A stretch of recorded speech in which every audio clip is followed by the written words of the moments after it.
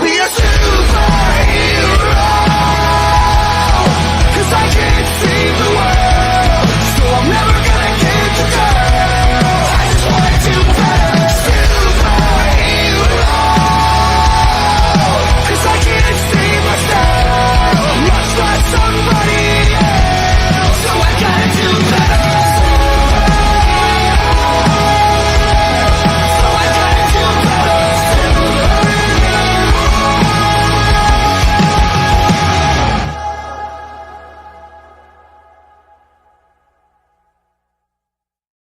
Good morning, everyone. Good morning, Robert. How are you? Good morning. I'm doing good. A little sleepy, but one thing that just woke me up, which I'll bring up when we get to our main topic today.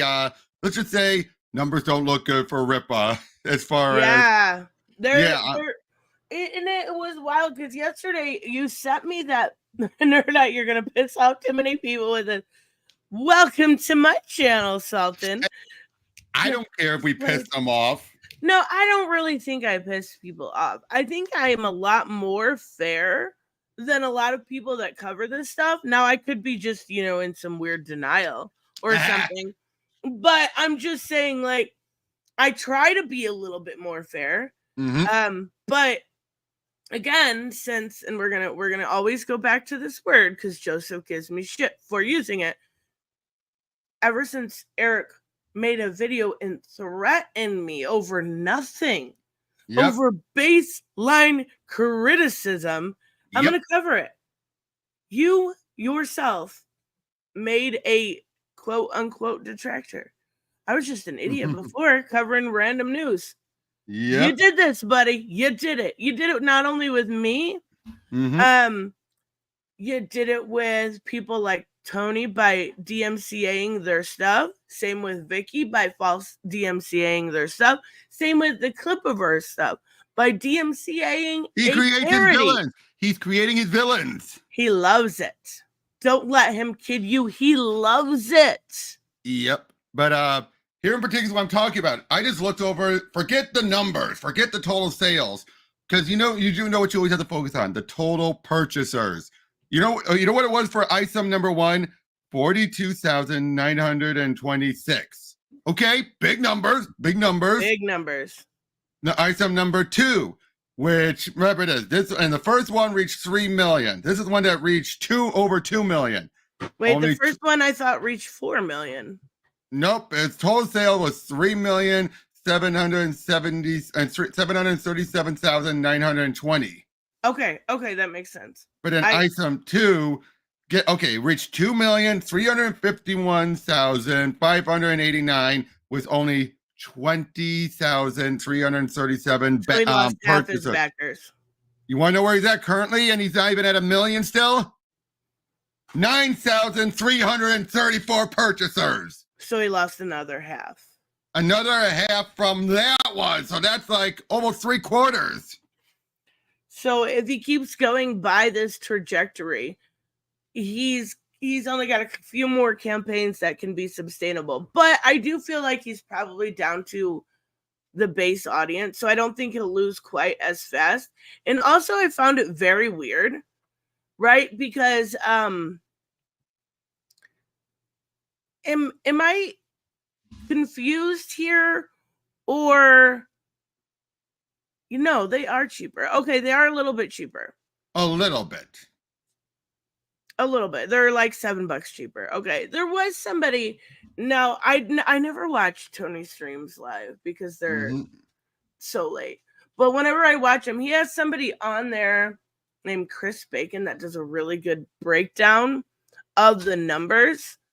I would be curious if at one point we could find those, but that's not even that big of a deal. What today we're going to talk about. Well, Raymond just put it best. Probably even more than that. He's basically being carried by whales. That's what I've been saying. What? $900?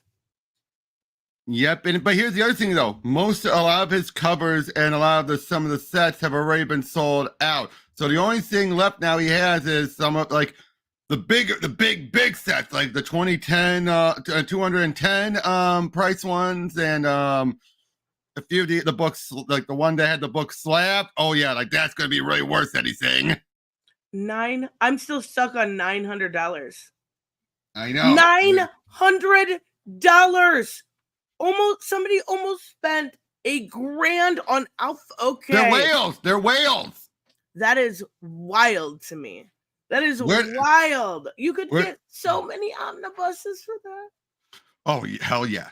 Well, yeah, you're going to get at least, depending on what you get, anywhere from half the, like 450 omnibuses, or no, not 450, 45 omnibuses, or 10 of them, depending on how, right. Or 9 of them, depending on the price point.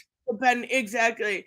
And that's another thing we'll probably, if we have time, bring up later what you think about those small versions DC is doing. I like them. I think it's a great idea. I think one other thing I want to bring. Sorry. No, what? I just think it's one of the smartest things that they've done in a while. Agreed. But one thing I also want to bring up, just to tease, because I haven't watched the whole thing, but I can tell you this: get ready for the anti-SJWs to bitch and moan about the Scott Pilgrim anime. Turns out, didn't that come out today? Yes, and it turns out it's not a truer to the book adaptation. It's its own thing. Oh, okay. It's its own thing, and Ramona is the main focus. Okay, so let me just put it this way: people are going to claim it's getting the Masters of the Universe Revelation treatment because Scott gets taken off the board. Oh no! When it says Scott Pilgrim takes off, yeah, he takes off because the end of games, he gets taken out right at the end of the first episode. Oh no! Yeah, people are not going to like that. Even though it is still written by the creator. Yeah, Raymond, that's a good point. I could buy a new PC. Yeah. Reese is laughing at you. Reese is like, I knew this shit was going to happen. That's why I wasn't going to watch it. That's so funny. But again, this is, to be fair, nowhere in their publicity did they say it was going to be truer adaptation. They never said that. That was something everyone assumed was going to happen. I assumed it. Yeah, even Joseph says it was always advertised as something unique. Which I think makes sense. That way it gives some of the other actors, like the guy who voiced Matthew Patel, way more to do than his brief little bit he did. I don't know. I don't know Scott Pilgrim like you guys do, but I mean. Yeah, but again, now to be fair though, it is a case where because things are playing out differently, we get to see what happens differently, and it's like, oh. I always like those kind of stories. Yeah, definitely. Yeah, it's basically a what if things went in a different direction type of thing. So very first story starts off mostly relatively faithful, and then Scott's taken out. Oh my goodness. Well, as long as they didn't advertise it, right, as a Scott story, I don't see. To be fair, Carrie, the later advertisements did put more focus on Ramona, so I do think it was that they were trying to give that impression that Ramona was going to be more the focus. Because, a lot of the later trailers were focusing heavily on Ramona. Also, Carrie, I hope you are feeling better. I was about to say, I hope you're feeling better, Carrie. I hope so. I hope so. We love you. So let's dive into the topic at hand. Yep. Also, how have you been liking Alan Wake 2? Oh, I've been enjoying it now that I actually got things going properly, because that first stream was a bit of a disaster. Just wait, so are you is it game of the year level of I don't know yet. I don't know. Okay. But I'll tell you this, I have legitimately jumped out, like been fright, like Yeah. On Alan stream, Wake, of course you're gonna. On stream, there was some moments where I'm like, I legitimately jumped, oh Jesus. Oh my goodness. I'm so glad I got away from that series. I'm such a baby. I just can't take it. You're fine. But yeah, Susan, you should see me last night. I was legitimately jumping multiple times. I did not expect that at all. Oh, Reese, I wouldn't watch her recap program. Who? Ramona? No. Okay. He said and make her gay, so I didn't know. I had to ask. No, we know is that she was bi-curious. Oh, okay. In the comic or in the show? in the original comic in general. She was always, that's why one of her evil exes, why whenever they evil ex-boyfriends, evil exes, she would always keep correcting it. And then it's like, wait, you and her, you and her, it was just a phase. Just a phase. I was a little bi-curious. Well, darling, I'm a little bi-furious. Oh my God, that's so funny. Yeah, but yeah, she was bi for at least that brief bit where it says like, yeah, she was a little bi-curious. So okay, all right. Well, then mostly straight. She is mostly straight. Well, then I mean, there's really nothing to bitch about, is there? What the fuck is this headline? Gay sex-fueled Green Lantern comic book DOA after fans reject it. Wait, who did that? What's the art? Oh, the post-millennial, of course. Oh my God, gay. I don't know if it's gay, comma. Raymond, no, that. Oh, sorry, Raymond. No, that is not Brie Larson who plays Ramona. Ramona is what's the name? She was Huntress in Birds of Prey. Yes. Oh, I know who you're talking about. She's real flat in her delivery as Huntress. Oh, Mary Elizabeth Winstead. Yes. Yep. I remember. Yeah. Brie Larson plays Envy. I don't know. I have never seen it. Oh, he doesn't know anything about it. About Reese is admitting he doesn't know anything. But even if she's a lead, she's obviously going to be lame and gay. Okay, keep assuming that, Reese. Keep assuming that. Anyway, but yeah, back to this. But of course, it's the post-millennial. A post is the post-millennial. I don't know. I don't know that website. I'm not familiar enough. It's one of those very right-wing ones. Okay. So it's like the news version of Bounding into Comics? Something like that, yeah. Okay, that's kind of what I figured, but you know. Right. Is it gay, comma, sex-fueled Green Lantern? Or is it gay sex-fueled? That's bad writing and for a headline in general. Yeah, like there could be things that are sex-fueled comics. But is this okay? I will be honest with you guys. I only skimmed the book. It wasn't bad. No, it wasn't bad. I didn't end up finishing it because I played Mortal Kombat. Shut up. Of course you did. I did. But it's the weakest of the 3 new books that are out. But it wasn't a train wreck. And good morning, Frost. That's so funny. And it's not even coming from Hooded Justice. So there we go. Mm-hmm. So I mean, I know. So I watch Comic Boom, right? Yeah. And I've had Rocky on here. He also has somebody on there that reviews books with him called Jason. They do a pick of the week. And he loved this book. Mm-hmm. He loved this book. So I may go back to it, but I don't trust Tim Sheridan. I agree. There's a lot of stuff in here that doesn't make sense. Like the whole thing was, it was made clear Alan was in the closet even to himself until he finally came to grips. But now Tim is saying, oh, he was gay even in the past. I mean, Raymond's not wrong. It's destroyed my productivity. Like, I haven't even been putting out shorts. Usually I make like little fan edits and put them out. I'm like, I could do that. Or I could do more Mortal Kombat. Or I could grind a little bit. Or I could go on Combat League. Or I could, Well, to be fair, you were that way when 11 started.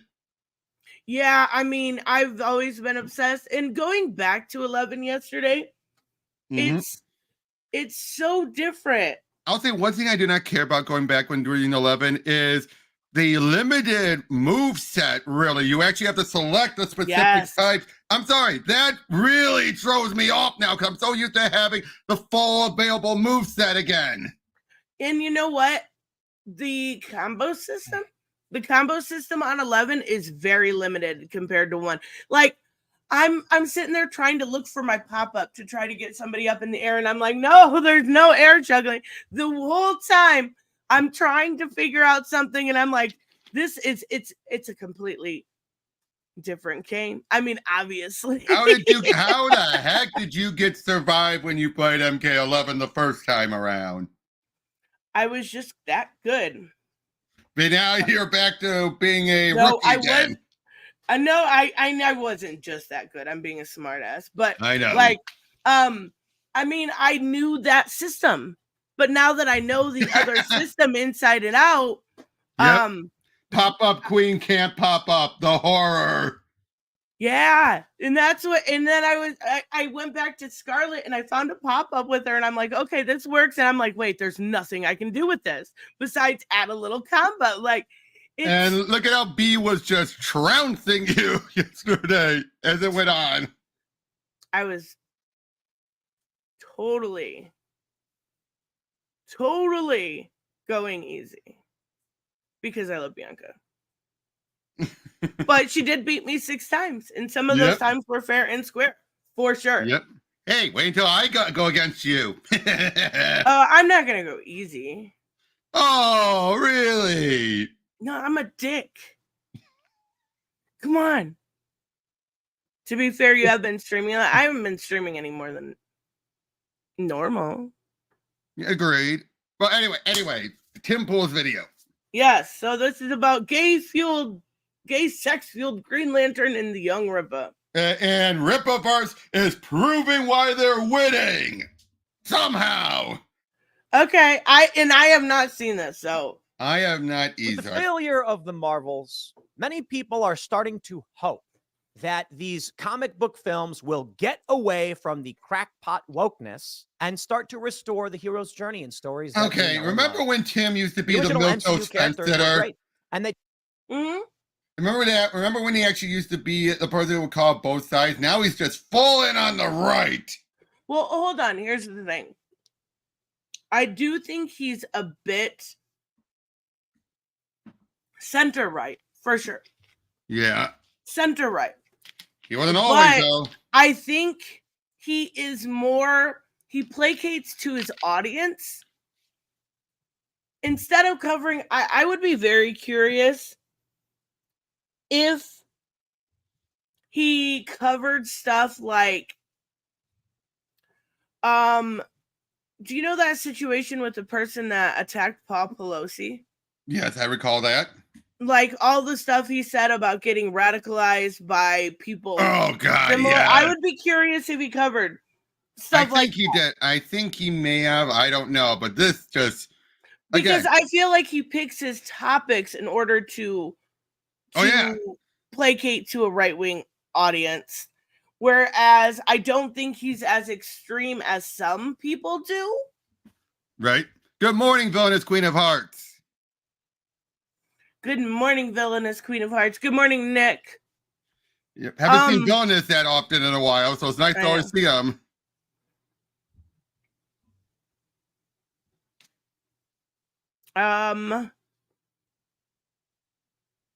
For some reason, I don't know why, Hooded just emailed me and said he's not showing up in the chat.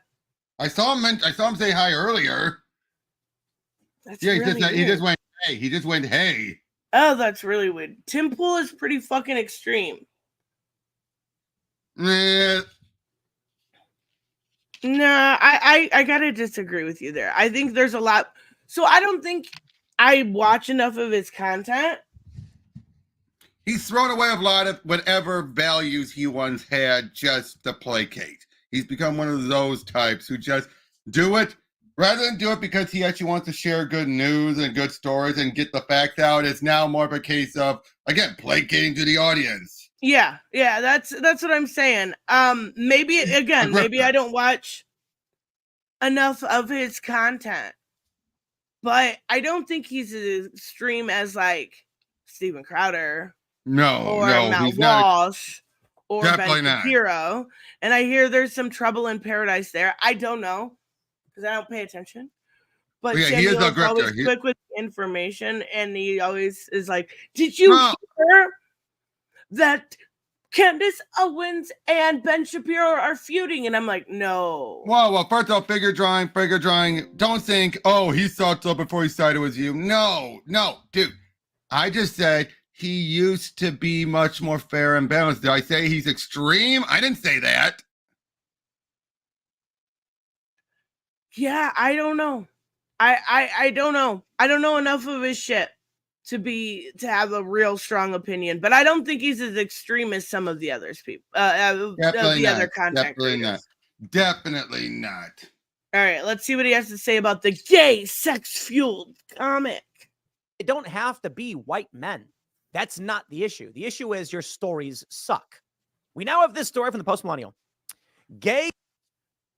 I agree. I mean, okay, to be fair, I haven't seen the Marvels, so I want to put that out there. But I agree that either. it has it. He said, and it doesn't have to be white men, right? The stories have to be good, and I think that's why stuff like what was it? Shang-Chi was very successful because it was really, really well done. And the thing is, I'm hearing people are just saying the Marvels is not the worst, and that it would probably been better if it was on Disney Plus or something, not a theatrical movie. That's been my general consensus I've been hearing. Wait, say that one more time. It should have been a Disney Plus movie, not a straight to hey, wait, I do not have you block hooded. I do not have you blocked. Robert can't block you. Yeah, I can't block him. You're also a wrench, dude. I can't block you. Yeah, that I don't know if maybe you're using a little bit. We're seeing you right now. We see you right now. Yeah, you're not blocked, nor can Robert block you. Yeah, and heck, even if I do block you from me seeing you, I can't block. That doesn't work anyway because we're all wrenches. Yeah. Shang-Chi did well. Yeah. Yeah, it did very well. And it was good. Hold on. Maybe I'm thinking the wrong movie. No, you're right. You're right. It made back a lot. I saw Mundane Man bring that up in a tweet, how much Shang-Chi brought back, made like 4 times its box its amount, and then some of the other movies barely eke past their amounts. Yeah, I mean, I think even Ant-Man did decent by comparison. I think it was a good movie. I think there was a difference there. Frost, I have everyone blocked. I have everyone blocked. Yeah, it did. So I'm looking at it right now. It did $500,000. $432 million on a $100 million dollar budget. So it made 4.3 times its box office. Yeah, that's and even if you very add well marketing and everything, it still surpassed it. And the difference there was it was a really, really good movie. And I don't care if you say it's because it reminded me of Mortal Kombat. I don't care. Bye, Villainous Queen Hearts. It was good. No, Raymond. And what I mean by that about being blocked is, yes, technically I could block you guys on here. It wouldn't keep you from being. That would be me personally blocking it and not being able to see it. But it's a managing moderator. No, he can't be blocked. Exactly. That's the other thing. But it's Raymond, Bianca, and you cannot be blocked. Yeah. I'm glad you liked it. I did. Really? It reminded me of Mortal Kombat. It was so fun. I mean, I liked Aquafina a lot. I have terrible taste. I just want to remind everyone of that. But it was really good, and it did really well at the box office.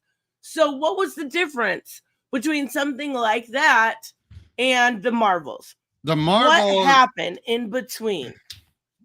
One, they've poured in a lot of other shows since Shang-Chi. I think that's the other problem. Marvel just been forcing out too much stuff. And again, it's all episodes like all these are important, but you can't tell how this is affecting the overall universe.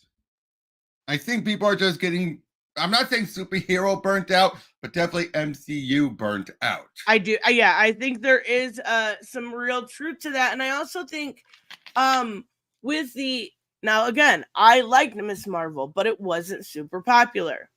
Mm-hmm. I do think that there is some truth to that's people not liking Brie Larson. By the way, Carrie, that's a fair point. She read the comics and stuff, and she feels it was off the mark. That's fair. Okay, once again, back to the MCU. I love it. I love it. Carrie's pulling out her nerd card like, that DC girl doesn't know what the fuck she's talking about. I read the comics. That's not Shang-Chi. No, I'm just kidding, Carrie. I haven't read Shang-Chi either. So for me, I got a good, Stoxy. Steph, I mean.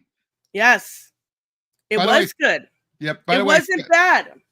By the way, Steph, if you haven't seen that Scott Pilgrim series, don't expect it to be an adaptation of Don't give her any spoilers. I didn't say what else. I did. Don't expect it.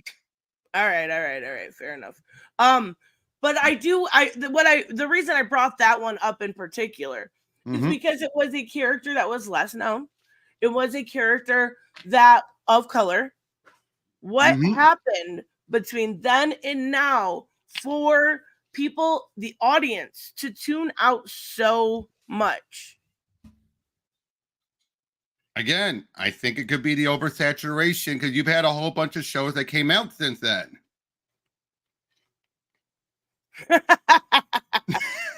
I didn't say anything super mean. I said something about I didn't even see you say anything about my hair until now. I had nothing. No, I didn't see it at all. I don't know if you were using naughty words. Maybe.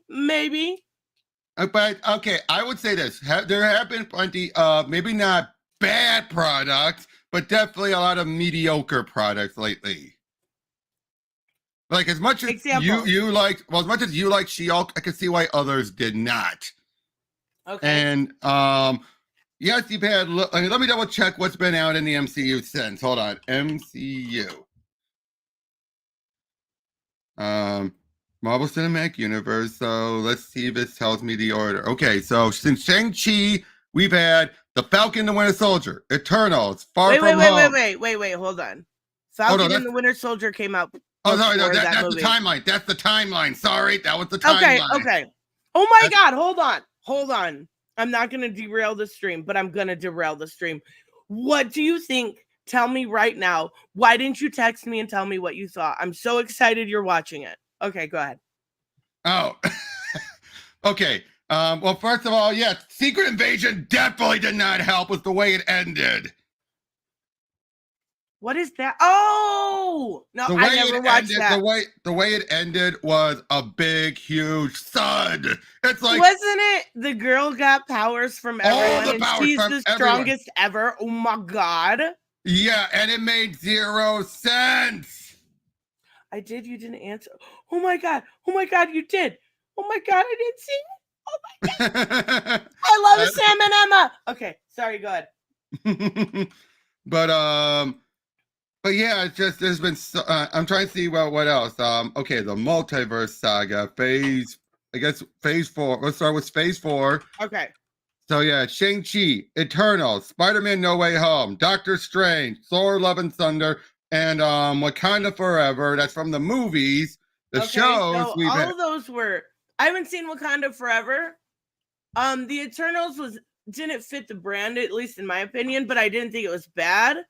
What were the other ones you said? Thor: Love and Thunder. You guys know I like that movie. I thought it was good. I love Spot for kids, and I love the color palette that they use. I thought it was very artistic. I liked it.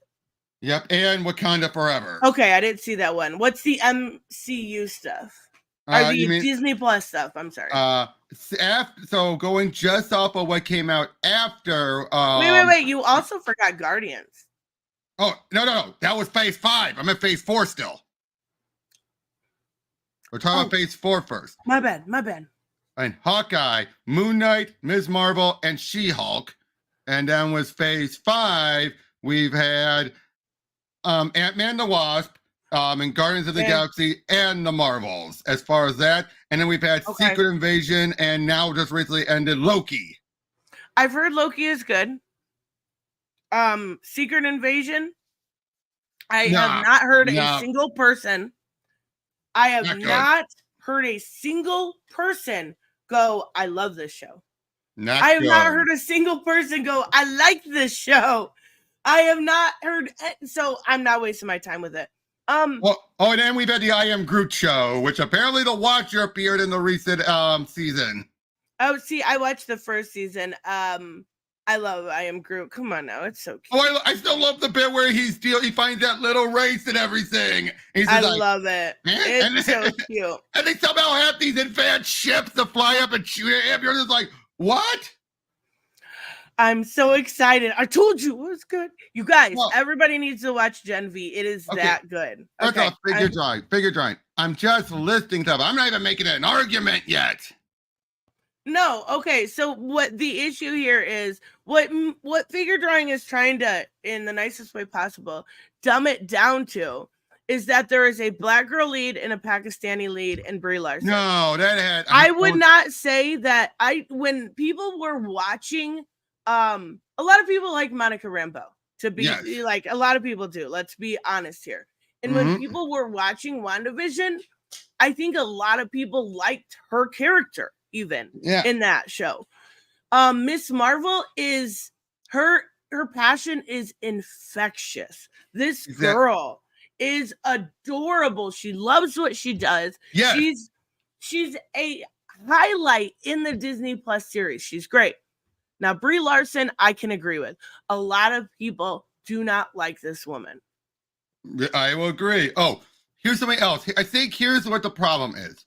Look at what happened. People's complaints were with Doctor Strange. They were like, wait, do I have to watch WandaVision to see this and everything? It was all, the groundwork was already there. And then you're having something here where you need to see, it's a bit more required viewing going into the Marvels, more so than even Multiverse of Madness. I think that is one of the issues there, is that there's more required viewing beforehand than any of the other movies. Yes. Because look what else I listed. You didn't have to see a whole bunch of other things to see some of the movies. And I do think Carrie's right. I think she was miscast. I think, I think as much as people don't want to hear it, people don't like the toxicity and the constant anguish that follows her. And I don't personally have a problem with her. I don't see her statements any different than other statements people have made at that time. I don't have an issue, but a lot of people do. And this will probably add fuel to Reese's fire, but I did see some people, I told you about this before we got started. I've seen some people, stupid Captain Marvel stands saying, oh, when Thor went near a dwarf star, he nearly died. But Carol goes and restarts the star. She's perfectly fine. She's better. She's better than Thor. She's stronger than Thor. The men cannot handle that their boy it sucks compared to a woman. It's like, you guys are idiots. Yeah, you're only making things worse. Yeah, when they make stuff like that, I'm just like, okay, you people are part of the problem. And Michael's not wrong. Women did not show up. And I think that's the other thing. I think people are forgetting a lot. And I saw someone else make a tweet somewhere before saying, women have gone to the movie. It's just they usually just went around with their boyfriends to go see it, but the boys won't return the favor for their movies. It's like, no, Barbie, let's go party. What are you talking about? No, they were just talking about just the MCU movie. Oh, okay. Yeah. And again, I don't disagree with you. I don't disagree with you at all. But I'm just saying what I saw online. I'm not even saying that's my view. I don't disagree. Chris Evans is way worse, but when it comes to political takes, and not saying his takes are bad, even I'm just saying he's more politically minded than she is. But she's always gonna have that I hate Brie Larson fan club that are gonna sully up the noise. And that's the thing, though, is that Brie, one, she was starting to show a bit better than she was in the first movie from everything I've seen. And Brie has also shown she can do good, fun acting. Scott Pilgrim's another example again. And in fact, she was one of those who everyone was in it to come back for the anime. And then then her in Kong Skull Island. She was good in that one. Wasn't the most amazing acting I've ever seen, but she was still good in that. Right. To be fair, no one showed up. Don't just throw young women under the Oh, bus. I saw Purchase tweet. There was no one in his theater besides his family. That's a shame. That's a shame. Mm-hmm. I mean, I'm gonna watch it when it comes to streaming. I am. It's just not a movie that gets me excited enough to go to the theaters, and I don't think it got a lot of people excited enough to go to the theaters. I still haven't watched one. It's not Captain Marvel. I actually do like in the comics too. I've covered it here on stream. Wait, hold on. Why do they have to be stupid? Because they think your opinion is stupid. So wait, what? It depends on. I think he means it depends on what side you're on. You were saying those SJW type people were stupid.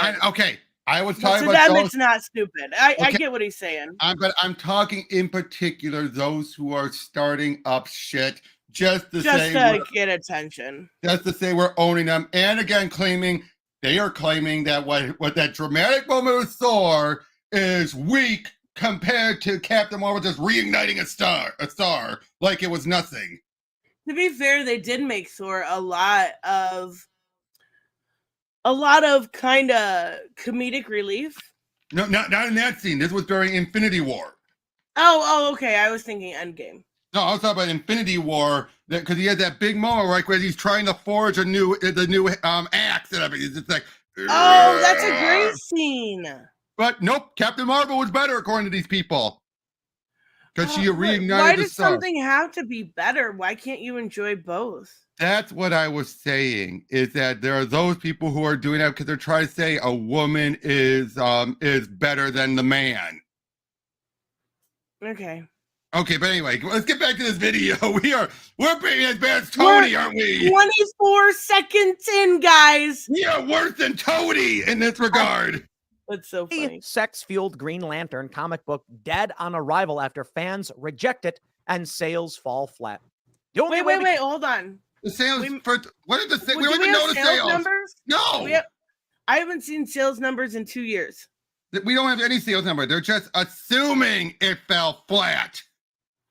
I mean, I'm probably gonna go ahead and say they're probably relatively correct on that, just because it's not even because he's gay, because it's a Green Lantern comic for one. So you've got like less popular than necessarily your Batman or your Superman or your Wonder Woman or your Harley Quinn. And then you've got your not even Jon Stewart or Hal Jordan, right? So it's even, I mean, I'm not going to disagree, but not because he's gay. I think there's real reasons why maybe the book wasn't super popular. But it's already Tim Sheridan. People see that name and they're like, maybe I'll wait for the trade and wait for reviews. Exactly. And in my case, I just did it because it's part of the 3 books. If this was its own separate thing that came out, I wouldn't have bothered. But because I'm a completionist, I feel like I'm obligated to get it alongside the other 2. I get it. No, figure drawing. I've never seen. I don't care about Fresh and Fit. I don't care about Tim Pool necessarily either. But I get it. I've not seen enough of his content to have a super strong opinion. Okay, but anyway, yeah, let's shut these people down is to make this book an undeniable success, Sheridan told his fans. Let me just stress for you. The comic book industry is not dying. Okay, they're going off of the ebook stuff from Amazon. Like a skin suit by... Hold on, what?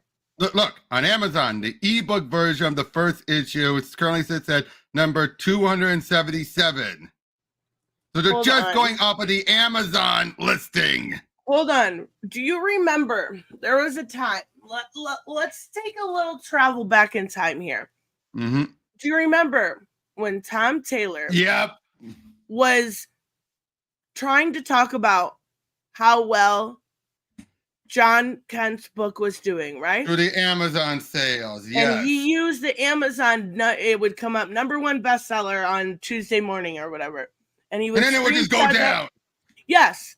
But do you remember everybody going, and I mean everybody. I don't know, I don't think Tim Pool probably covered it, but I'm talking about normal comic book coverage, saying, look, you can't use this. But they're using it here. It doesn't work. That you can't use Amazon bestsellers because You can literally go to queer comics and go, okay, well, this is number 1 in queer comics. But if you put it with all the comics, it's number 27.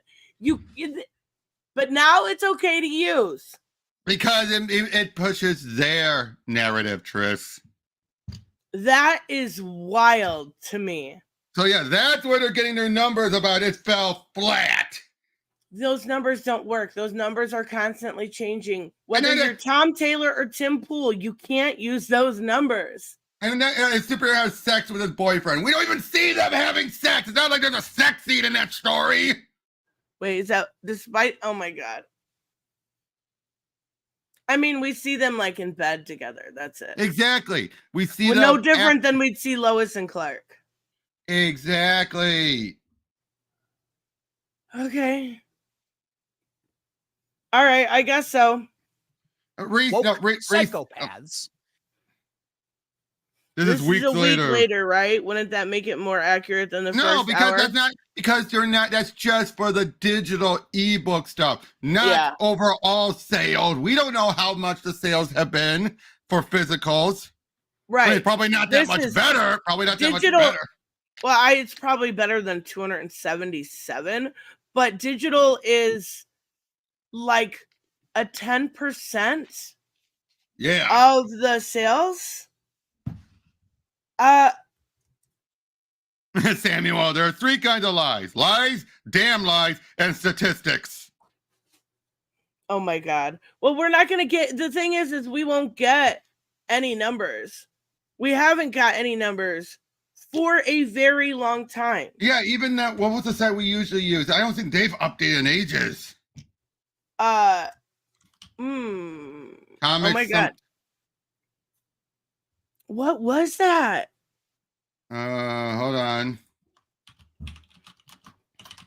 Oh my God, I can't, it's been so long, I can't even remember. Comicron. Oh my God, that's so bad. Yeah, has Comicron even done many of the numbers lately? Because I don't think Comicron hasn't done numbers in years.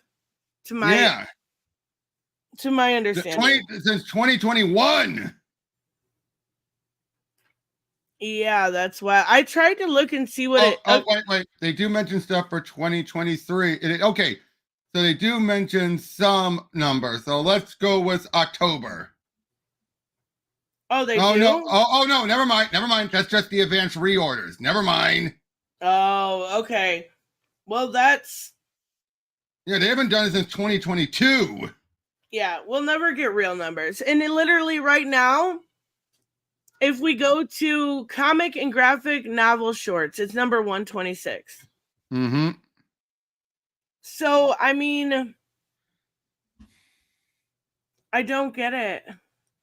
I don't get it either. Like, these numbers are constantly shifting.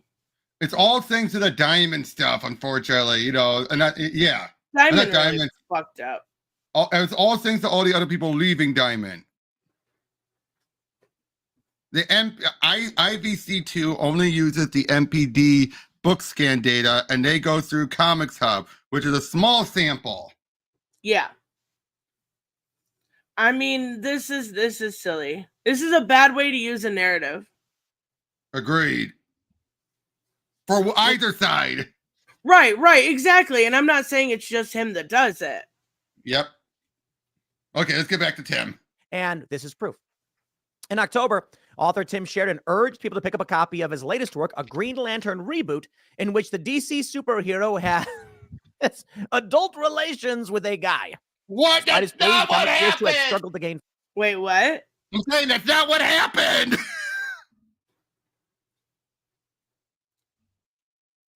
But he did. He was sitting in bed with him. Is that what you mean? Oh, you mean like it didn't show like him fucking behind him, like railing on him? Because that's what they're clearly indicating. Okay. All right. That makes sense. In favor of... Wait. Hold on. I've still got the note. Sorry. Like, these numbers are so constantly shifting. What's the superhero comics and graphic novels? It's down to 522 in that one. It's up to 126 on comics and graphic novels short reads. Like, these numbers are These numbers shift all the time. If I looked in an hour, it would be different. Mm-hmm. Weird. Among readers. Why? Dude, I don't care if you're gay. Don't care if you're LGBTQIA2A+, whatever. But yo, when you make a product for like 0.7% of the population, you're gonna get 0.7% of the sales. You see what I'm saying? There's not that many people who are interested in this story. And so this dude who wrote it made this plea to all of his allies. You must buy this book. Okay, yeah, this was dumb on him. This was so dumb. This on him. was Okay, so corny. Let's jump on ahead. I want to get to the Ripper stuff. We got time. Calm the fuck down, Robert. Okay, hey, that's true. That's true. But hey, can I say this? You want to know people who are doing better with some planning and setting up their stuff way better than Ripper or Tim Sheridan? My guess is you're gonna say Iconic Comics. Nope, I was going to say. I was going to say Ghost Machine. Oh yeah, for sure. I mean, but that's Jeff Johns. I mean, yeah, that's Jeff Johns and a bunch of other huge name creators. But already with their stuff, they've gotten me hyped up. No, read the comics. That was good. So I want to address this because I don't think I know like you have to be honest from a business sense. And I do think Reese is right to a degree, right? I do think there are a wide variety. And I'm not talking about just conservatives or like I'm talking, there are a lot of people that don't want to see it yet, right? Mm-hmm. They're not okay with it yet. I get that. And it sucks. And I hate that people are like that. Mm-hmm. But there are ways of doing and introducing those ideas in a manner that would be a little bit more effective to somebody like Reese, right? And I agree with that. And that's why I do feel the unfortunate thing is, though, then you have some people who don't want to be there, period. Now, I'm not saying that's Reese, although but no, I don't think that's Reese. No, but I know. But there are people who are out there who are like that. And it's just like, I have to. That's funny. I love that joke. I love the puns. Did he write your material, Trent? No, it's so good. I love dad puns. They're the best. But as I was saying, though, is that, but at the same time, though, it's like, how do we get people to accept it? Unless you want to say, never do it. No one's ever going to accept it, which is stupid. Because, again, look at stuff like The Authority with Midnighter and Apollo. Okay, people can accept them being fruity. Here's the thing. I'm going to go back to this because I think this is a really good example, and we talked about it a bit earlier. Gen V. You get to know the characters in the beginning. Mm-hmm. I'm not going to say too much, but you get to learn more about their sexuality, their gender, stuff like that later on, and you understand where they're coming from. It's not like the third page and you see them railing some dude from behind, right? Like, I feel like that would be more widely accepted. And I don't want to say too much, but I feel like there would Go ahead. If you want to spoil for me, you can. No. Steph's here. I want her to. I want her to love it in all of its glory. But I feel like there is a proper way of doing it for people like that. I'm not saying what Tim's doing isn't proper because I have no issue with it. A lot of people have no issue with it, but there is a subset of people that necessarily won't accept that. Mm-hmm. And it exists across all spheres, right? Yeah. I can't exactly see, and I know people like Reese. Sorry, Reese, we're picking on you today. Will not be picking up for as much manga as he reads. Well, he's not going to pick up any boy love manga, right? That's not his thing. So it's okay to have variety for people that love it and for people that don't. Mm-hmm. Agreed. 100% agreed. Is there a Jen Bartel cover? Oh, Adam Hughes Wonder Woman. Ooh. We're gonna have to look. It didn't work. And don't you dare, leftists, come to me and say, well, the reality is just comic books are failing in general. That is a bald-faced lie. You know how I know? Because Eric July raised $3.7 million in sales. This is crazy. So he's using ISOM #1? Apparently. Okay. #1 campaign. Total covers sold. Cover A, 27,000. Cover B, 17,000. Cover B, 18,000. Campaign goals, 100,000. Total sales, 3.7 million. 42,926 total purchases. Now, I'm not going to sit here and pretend that 42,000 sales is like where comic books used to be or anything like that. But the reality is, how is it that our good friend Eric July is receiving resounding? Wait. Is he trying to say that book won't even sell 42,000? I'm guessing. By the way, I just sent you what Samuel was talking about. Hubba hubba covers. Oh my goodness. But here's the thing. We don't have sales numbers. We don't. So how can he say, because I fully believe that that'll probably sell 40,000. Gary, he's either doing that or calling in every favor he can. I'm pretty sure it's just he's calling in every favor because he knows he's bleeding out, numbers. Well, we have some good covers to look at here in just a little bit, guys. Oh my God. I know. Oh my God. I'm like, DC knows what to do. They know their audience. Their audience. Oh, it turns out the Sinister Sons, it's Sin Son, Sinestro's son teaming up with Lord Zod. That's General Zod's kid. So those are the Sinister Sons. Okay. Formerly Chris Kent, I should point out. So I would guess, I can't obviously give real numbers because I don't have them. I would guess it would probably sell around 30, maybe. Mm-hmm. Maybe when the trade comes out, bump that up maybe to 35. I don't know. Like, I honestly can't do anything but guesstimate here. Do I think it'll sell up as much as ISOM #1? No, I don't. Mm-hmm. But it'll sell just as much as Alpha Core. You see what I'm saying? Like, it'll sell twice as much as Alpha Core. So I don't get. You know what? Let him make his point. Maybe I'll understand more. Success and notoriety. People are cheering for it. His company is expanding. Meanwhile, the legacy icons are failing. Look at this. It currently sits at number 277, this comic, and at 39,736 among titles in the Kindle store. That is just a failure. Now, we all know about Gay Superman. They released this, and where do I have this one? Right here.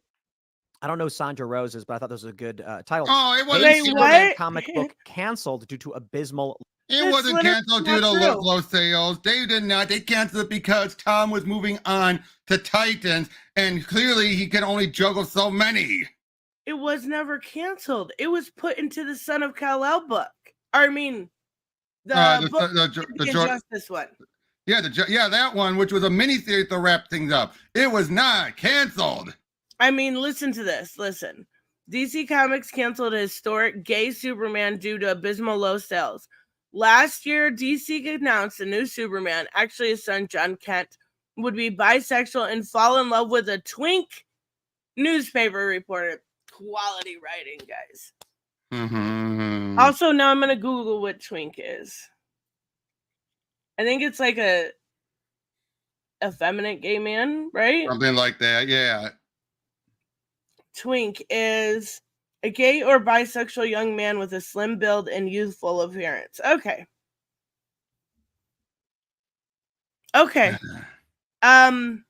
If only these things were true.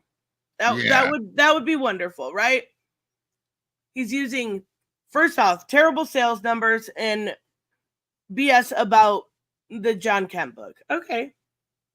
Yep. Low sales.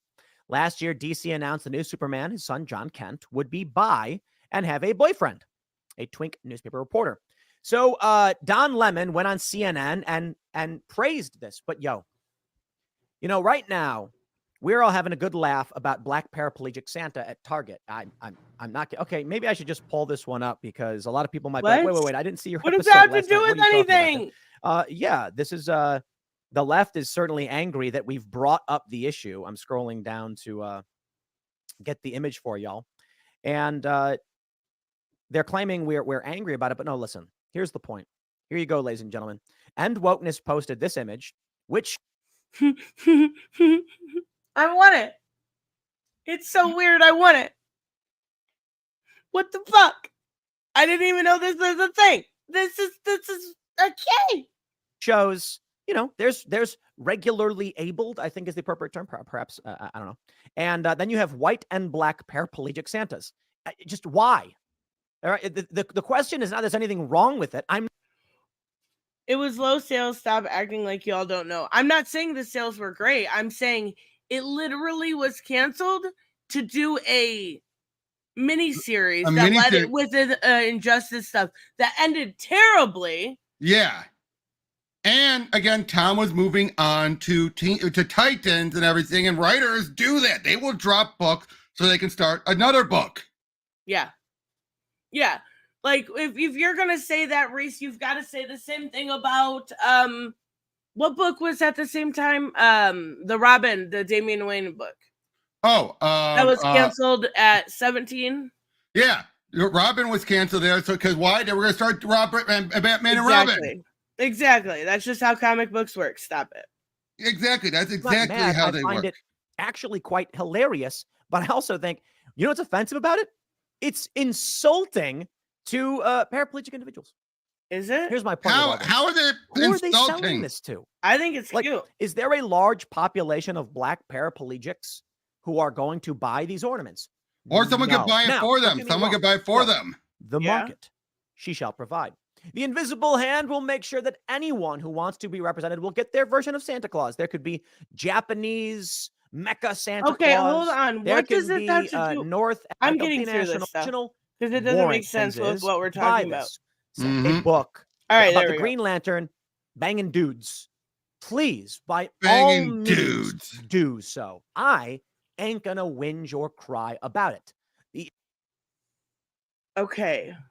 Samuel says, based on historical numbers from Comic-Con as well as projections through April 22, the titles in the numbers 11 through 25 typically sell 60 to 50,000 units. That's why, and it definitely wasn't an 11 through 25 title, right? Right. So we've got to go quite a bit below that. That's why I said maybe 30,000 units. If it's at the lower end of or out of the top 50, maybe even 20,000 units. Yep. But that's still it's horrible. Mm-hmm. But if he's really gonna do that, I compare it to Eric July's book. That's still double what his sales are, right? Yep. But again, how does Tim? Yeah, just like Raymond said, how does Tim know they'll be offended?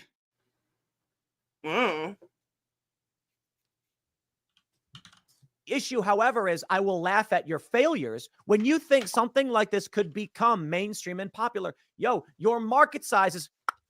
Let me try and explain something to all of you guys, okay? No, let me explain something to you, Tim. Let me explain something to you. The market size at this point is nearly non-existent. Exactly. The market size is so okay. I don't want to say non-existent, now, but like. Should it be bigger? Yes. Sure. But it's not. And it's not because a character is gay or had gay sex. It's because it's getting some of the titles get the circular storytelling without DC willing to take a chance. And that's why I said it, I think Tuesday. That's why I praised Tom King. He's trying something different.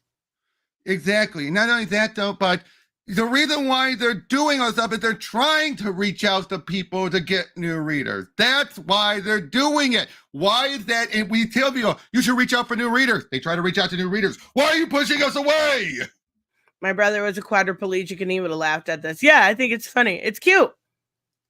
Yeah, I mean, it's probably done for ideological reasons, but it doesn't. Anything Santa related is usually cute. Come on now. Michael just put it best. I think sales all across all ranges are lower than they used to be. Exactly.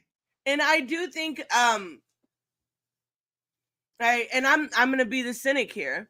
I think a lot of it is because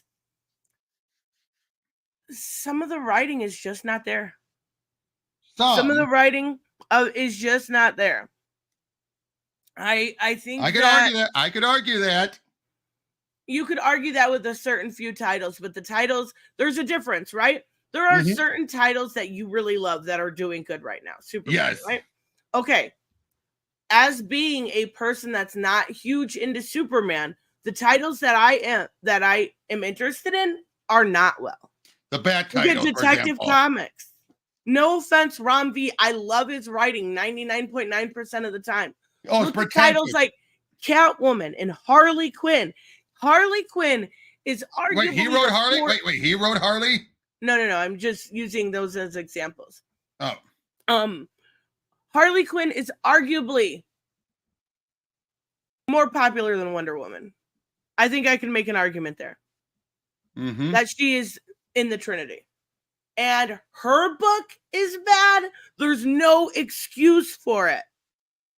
There's no excuse for it. And to add insult to injury, when it comes to Alan Scott, it does, in a way, take a look at the history and insult it in a way, right? His wife, his children. Well, again, we don't, clearly this is set before he got married and had his kids, clearly. Right, but then are we trying to say the whole time that she was a beard? Well, unfortunate. Well, here's the thing, though. There's going to be the shock treatment thing that's going to happen. I think they're going to say he got it repressed. Okay, maybe that. We don't know where the rest of the story's going. Maybe. November the hacker. November, welcome. Are there any right-wingers left in internet chat? After she switched, she didn't switch sides. That's adorable. I love those comments. Like, you changed so much. No, not really. No, maybe like because you don't. Hey, Random. By the way, how you doing, Random? Random's awesome. Yep. I'm just me. Welcome. Yeah, but yeah, you all probably know. No. I'm sorry. I didn't mean to interrupt. No. I was gonna say let's keep going. Okay. That clearly doesn't. I am like a centrist, moderate type, leaning left on certain issues, but leaning right on other issues, anti-war. So, milk toast fence sitter, they say, right? Yeah, I don't think I'm going to build up a strong audience among Zionist Jewish conservatives. Now, many of you watching may actually be Zionist Jewish conservatives. And wait. He's going with that all their Zionist stuff. He's really going with that. What? I know I can't talk, right? I can't talk because I often go and get sidetracked on different conversations, or like somebody brings something up in the chat and I get sidetracked. I understand that. But what the fuck does this have to do with Eric July or Green Lantern bombs? I don't know. Again, let's just keep jumping forward. Thank you, Samuel, by the way. Whatever. My point is, I'm speeding. There are channels where the personality is a leftist and the personality is a staunch conservative. I am neither of these things. So I don't get a lot of those viewers. I get the more moderate viewer. And I know this. As somebody that's a moderate myself, I would say you lost most of the moderate, Tim. Left-leaning. I disagree with him there. I don't have any interest in watching Tim Pool. I don't. Neither. it would be absurd for me to go to you and say, make sure you convince all of your leftist friends to watch my show. They'd be like, why would we watch your show? We don't like you. Ah, fair point. Now, I do say, don't get me wrong, that y'all should share these shows, become a member at timcast.com, etc., etc., because I would like to expand this company, our Oh my cultural God, victim what? model, because the email liberals aren't going to be reading Green Lantern. They don't care about this. Wait, what's that? But this is my point. Homeboy wanted to make a comic for gay people, of which there is a microscopic market share here. He didn't want to make Affluent it white for them. He wanted to have parts of the story that was catered, that would appeal to them, and he was proud of it. But it's clear this book wasn't made for them. He was assigned a gig, clearly, because why else would you have the other two books? And he decided to add that element in. They're acting like he pitched this entirely on, it's good, like, give me a book where Alan, I do this gay stuff with Alan. Why did they go that far? Hold on. I think I get what he's trying to say, but he's not doing it very well, right? I think November's right. The beanie stops the blood flowing to the brain. He's saying that you take the comic book audience, right? And let's say 100% of the comic book audience, which is a small audience anyway. And then you take the people, you have to take half of that audience away because half of that audience is upset that you changed his sexuality, right? So you're down to half the comic book audience. And then you have to take that half of audience and break it down to people that are interested in Alan Scott. So you're down to like 30% of 100%, right? Yep. And then you have to break it down to people that are interested in a more queer, nuanced story. So you're down to like 15% of a small audience anyway. I understand what he's trying to say, but the problem is, and we can see this by stories that have done well in the queer community. You have to make it a little bit more wide of appeal if you want success. Oh, yeah. If you don't care about the success, and you just want to tell your story, I have no issue with that, right? If you just want to get your story out there, if you just want to be heard, that's awesome. But don't be upset when the numbers fall flat. Yes, exactly. Don't be upset when the numbers fall flat.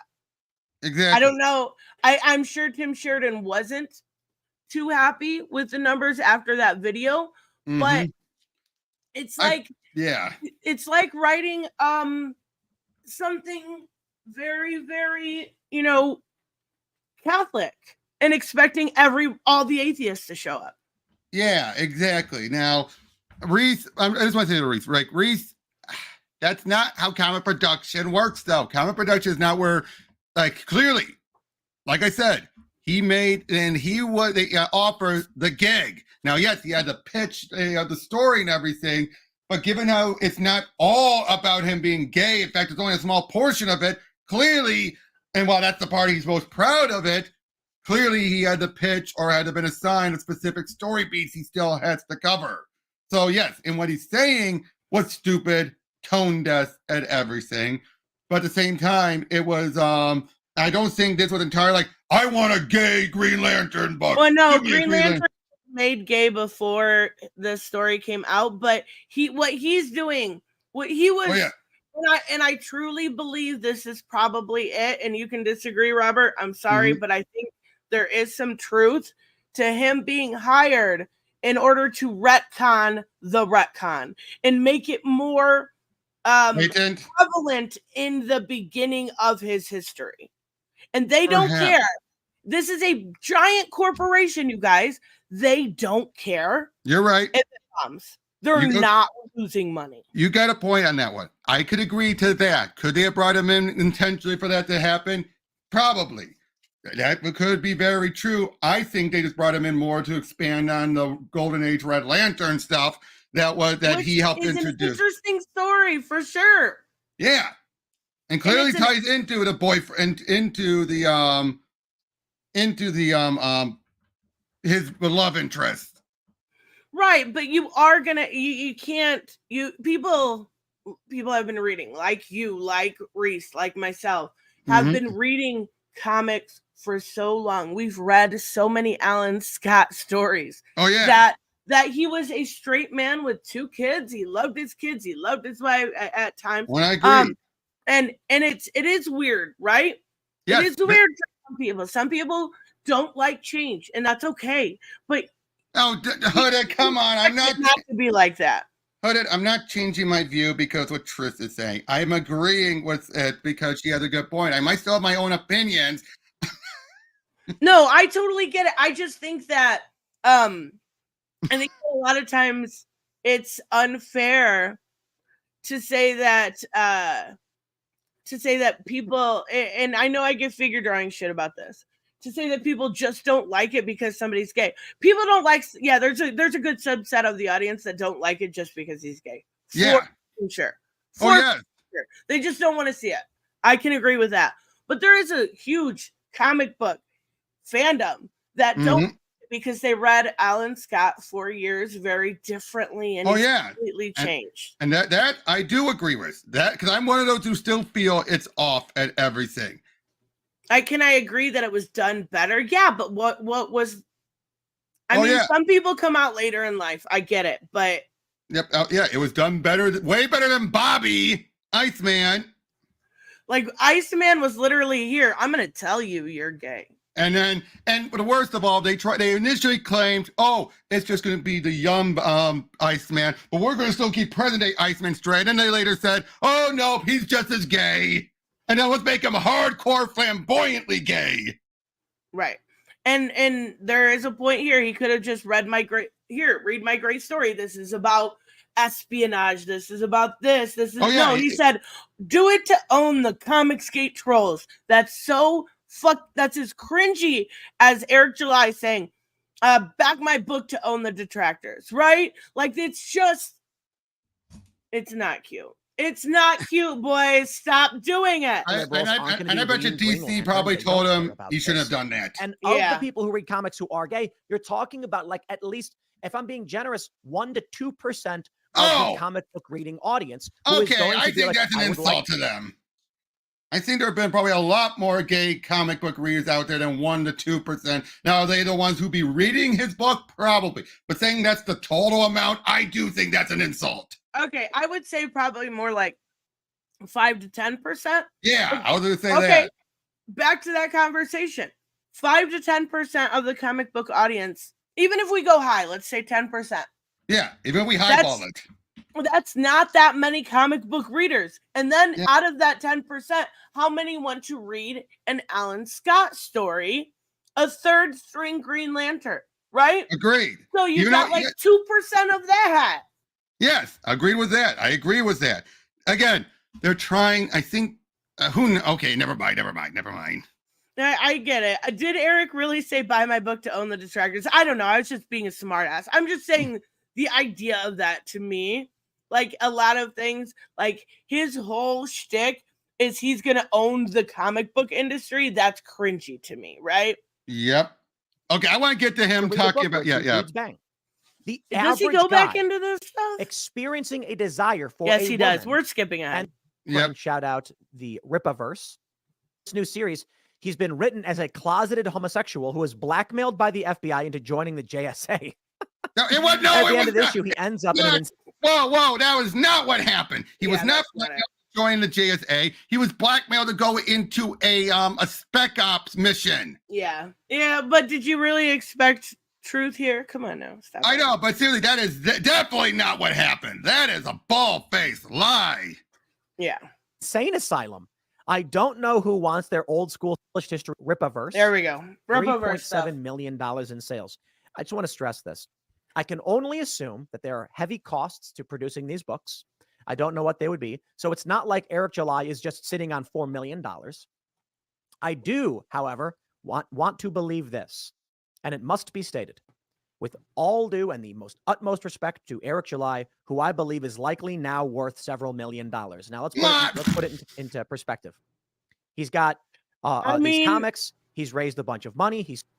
I don't care for Eric July. I think he's a terrible person, but he's not probably wrong here. He sold what? How much was that one? 3 million, then 2 million, then 1 million. That's Yeah. $6 million. He's probably worth $1 million or two. Yeah, probably. Probably. He's probably also freaking out because he's got expenses to pay, and Yep. Alpha Core is not doing so well.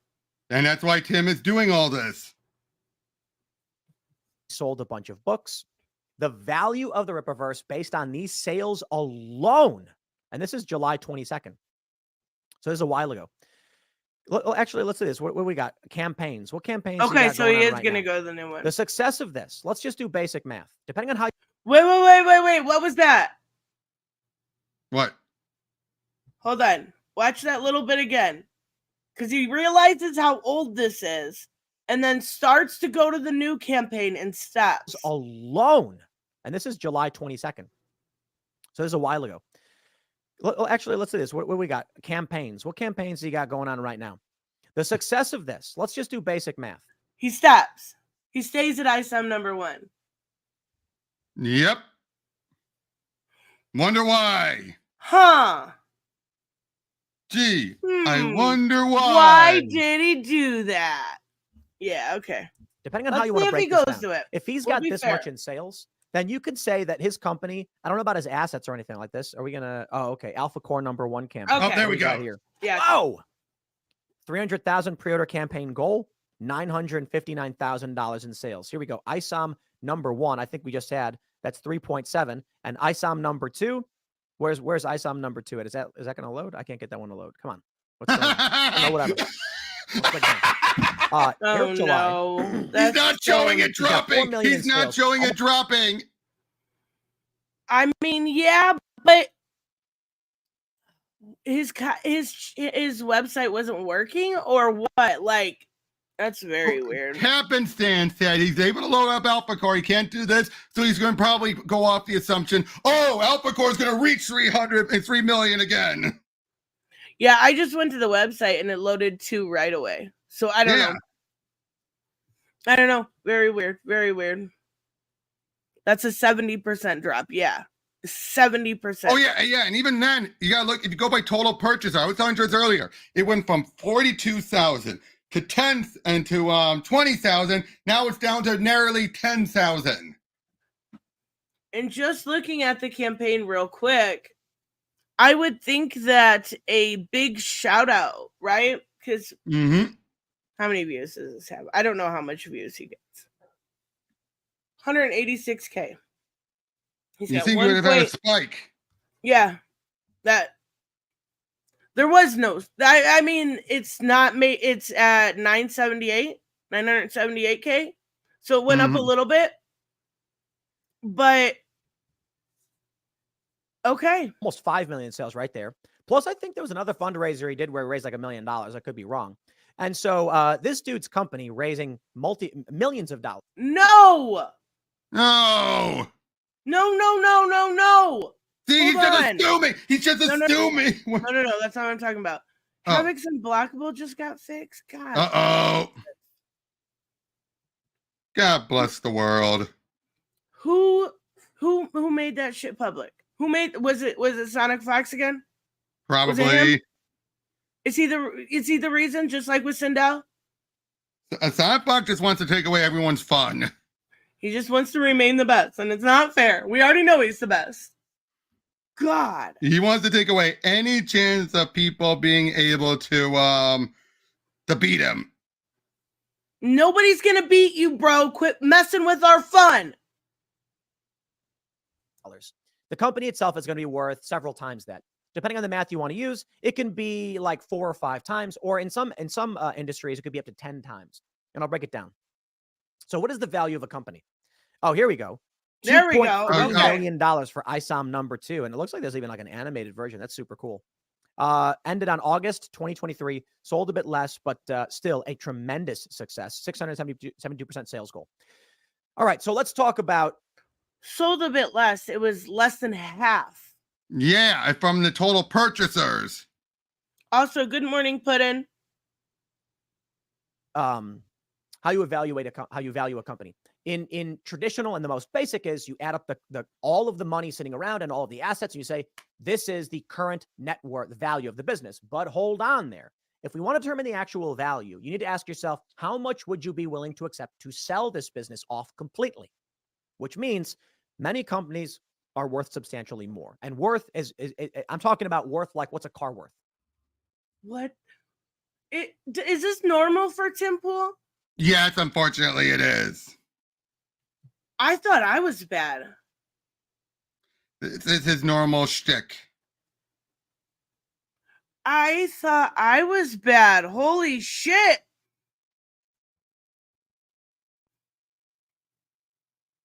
Okay, we're going to go off on this tangent. So you can argue that, let's say company A has 10 chairs, and that's all it is. It's a room with chairs. Each of these chairs costs $50. They're good chairs, maybe something like this. Okay, so it's worth $500, this company, because those are the hard assets you can sell off. But hold on. What does the company do? The company has a bunch of intellectual property that is just... Holy shit. What? Oh, geez, really? Really, nobody? Undead Quinn says C&D undersold. Yeah, substantially. What is... You know what? No, nobody just did. He just superimposed my face onto Tim's face. Oh no! Let me see. Hold on. No! Oh my god! Can we show it? Go ahead. That is so... Go ahead. Put it. How do you do this stuff? This is hilarious. Oh my god. Oh my god. And so quickly. Yeah. Oh, that is... I wish I had this talent. That is crazy. Look at this, you guys. Look what Puddin just did. I gotta give you a thumbs up. Things that you and I, as the layman, have been granted access to knowledge. Like, how do you... Well, I can tell you this. I would not be able to make you a cast iron skillet.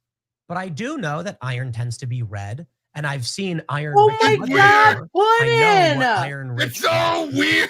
It is so weird. And I know how to AI make a fire. is so And incredible. I could probably, over time, figure out how to make some kind of crucible or... Well, the funny thing is, though, it's just both my glasses. Yes, my nose. Yes. It's not that. And then forge it. You break it down. You got to smelt to make the tools, to make the hammers. You can barely see my forehead under the beanie. You can barely see my forehead merged with the beanie. Oh my god. That is actually... I'm impressed. I agree. Oh, look what Samuel just says. I have a Series 7 and an ISDA master agreement. What Tim is saying makes absolutely no sense. Yeah. I sooner trust Samuel than I would Tim. Oh my god. Oh my god. I'm still... That was incredible. Hey, bravo, Puddin'. I will give you that. I will give you that. Okay, that was good. That was really good. That made me laugh. Yeah, I don't know what he's going on about here. Does he go back to it? $500 per month. Okay, He's trying to say he's TV show rights. I'll be right back. I got a doorbell. Hold on. Okay, go ahead. I get it. I go off on tangents. I understand that. But I think what he's trying to say is how much more his company is worth. Okay. So AI comedy good, but AI art bad. By the way, Photoshop has generative art. I don't use Adobe. But it was funny. It's okay, comedy police. Calm the fuck down, figure drawing. It's okay, buddy. It's okay. It was a joke. I'm back. Yay. Okay. So what the whole point of this is him trying to say that he's worth 200 million. It's the whole point.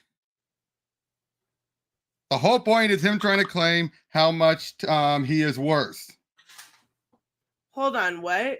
200 million? That's what he's trying to claim how much the Rippaverse is worth. 200 million. Stop. No. That is the whole point of what Tim is doing, is trying to say, Ripper is now this huge, worth millions and millions and millions of dollars. But 200 million, how did he come up with that number? I mean, because he keeps on thinking that he's going to constantly come up with more campaigns that are going to be worth millions and millions and millions and millions. okay, but here's the thing. If your campaign goes down every single time, if your total sales go down every single time, if you're not producing the quality of product that people felt like they were promised initially and that you banked on, then you're not going to have a company that's worth 200. Okay, we got to see how he gets to this number. Hundreds of thousands of dollars. The intellectual property themselves, which is clearly successful, is worth an absurd amount of money. What I'm trying to say is, I don't think Eric July is buying himself a $30 million Monaco mansion or anything like this. But dude's a millionaire. No, I don't even think it's a question. Owning the company itself, he made 20 million. Sorry, it was 20 million, not 200 million. My mistake. 20 million is still. Oh yeah, that's still overdoing it. Oh my God. That's the whole point Tim's trying to argue. He's trying to claim that Ripa is going to be worth millions and millions. I mean, he's worth a little bit, but 20 million? And that here's the other thing is he aware of the lawsuit? Oh, that's actually a really good question. I don't know. I doubt he is, and I doubt he cares. And I do think Kick Knowledge, I always messed up your name. Kick Knowledge Smith has a point. He's using it for his narrative. Oh, the other Alliance Natara's in the shop, by the way. Oh, okay. That's awesome. You know what? I almost think that her invasion skin that you're gonna get at the end is better than her it's better than her Deadly Alliance one. I'm not gonna lie. It's gorgeous. And the funny thing is we talked about this the other day when I went over that video of Vera Dark. Mm-hmm. That skin alone debunks her argument. Her ass is hanging out like a $2 tramp, and I love it. Mm-hmm. AI art is bad, just like AI voice stuff. Yeah. So quit giving me shit about AI. Again, it's okay. Kick Now Smith also makes like, how many on the right are pushing for more black characters? They only care when race swaps happen. They're not wrong. No, and we had this conversation a little bit yesterday. Yeah, when are they ever passing when it comes to Pedro Pascal? And I was wildly shocked that people were upset about that. I like Pedro Pascal. I would say this. I'm not against it.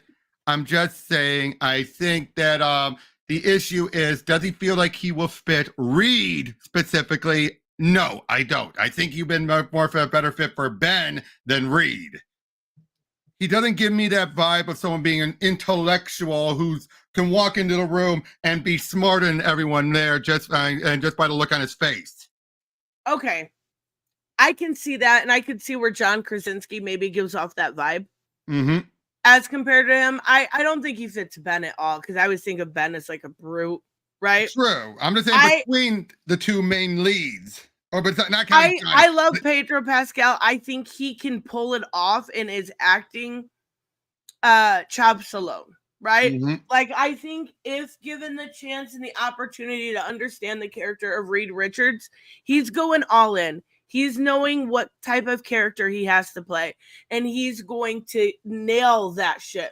What he did with Joel, I could not picture him as Joel either. Right. But he embodied every bit of that character. Mm-hmm. I can't see another actor playing him at this point, besides, Troy Baker. But like, that's just right. Troy Baker. No. I was not calling him a dumb Mexican. I'm not saying anything like that. I'm just saying the type of roles that Pedro has played does not tell me he would be the type who could portray that. I am not saying he himself is dumb. And I know Figure Drawing was saying bad take. That's not what I'm saying, guys. All right? I'm just saying there are some actors out there who you could see playing the intellectual that you can, buy into it just by their face. And, that's how they look or how they talk. And going back to what Smith, I'm gonna say Smith so I don't fuck your name up, was saying before. When he said they only care about race swaps, right? Because it's a culture war issue. They feel like they're doing something, maybe. I don't know. Naomi was terrible, so I understand that. But the reason I wanted to highlight this is because he said Raising Dion. Raising Dion is such an incredible show. And so many See you, Raymond. Bye, Raymond. So many people slept on that. So many people slept on that. And I was actually very surprised that it didn't get more attention. Really, really good example there. I love that show. Okay, okay. And look, figure I get it. You adore Pedro. I'm just saying that compared to some of the other actors, like Matt Smith, or and I'm just listing the ones that were people were rumored to have been, going in for playing Reed. Matt Smith, or what was his name again? The guy from Doctor Strange. John Krasinski. Yeah, Krasinski. Stuff like that. They're ones that kind of I'm not naming the ones that, no, but I'm just naming a bunch of white guys. I'm just fucking with you, Robert. I swear to God. You're giving them ammunition. You're giving them ammunition. I know. That's exactly what I'm doing. I don't know. Matt Smith is hideous looking. He looks like a monster. Hey, I'm a guy. He's my favorite Doctor Who. All right. So he looks like he would murder you in your sleep. What? Now, John Krasinski, he did. I think he did a great job with it. Yep, I don't know why they didn't continue that, because I know it was a fan casting, then kind of like a little Easter egg. I don't know why. Probably because the continuity would have it be only that Earth he was from. But I honestly think. Well, we still had a different Xavier played by Patrick Stewart. Patrick Stewart, yeah, but he doesn't. He doesn't look like he'd murder you in your sleep as compared to that Matt Smith guy. You're thinking it because of him stuff in House of the Dragon. House of the what?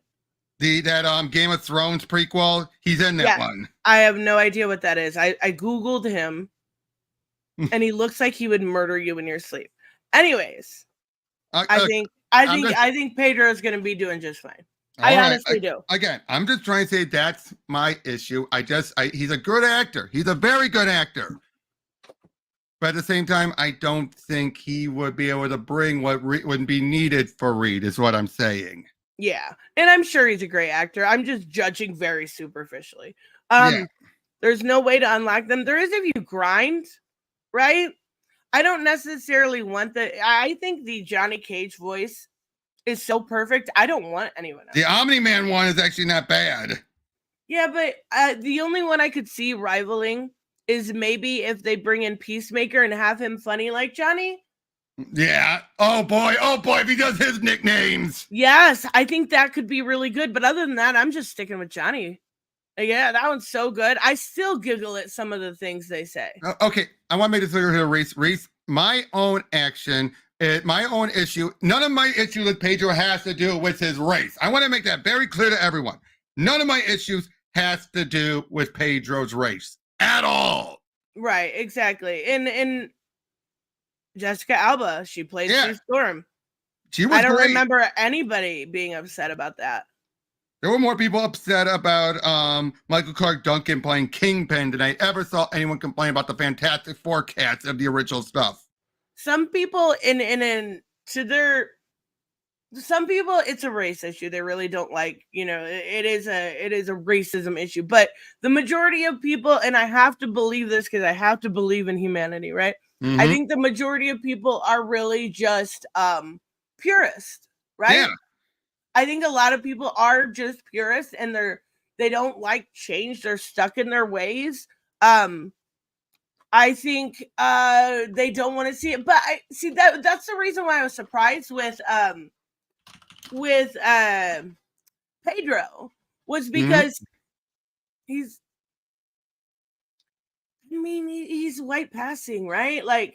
I didn't think that would be an issue. That's why I was like, again, okay. Okay, some of the other ones, Adam Driver was also another one.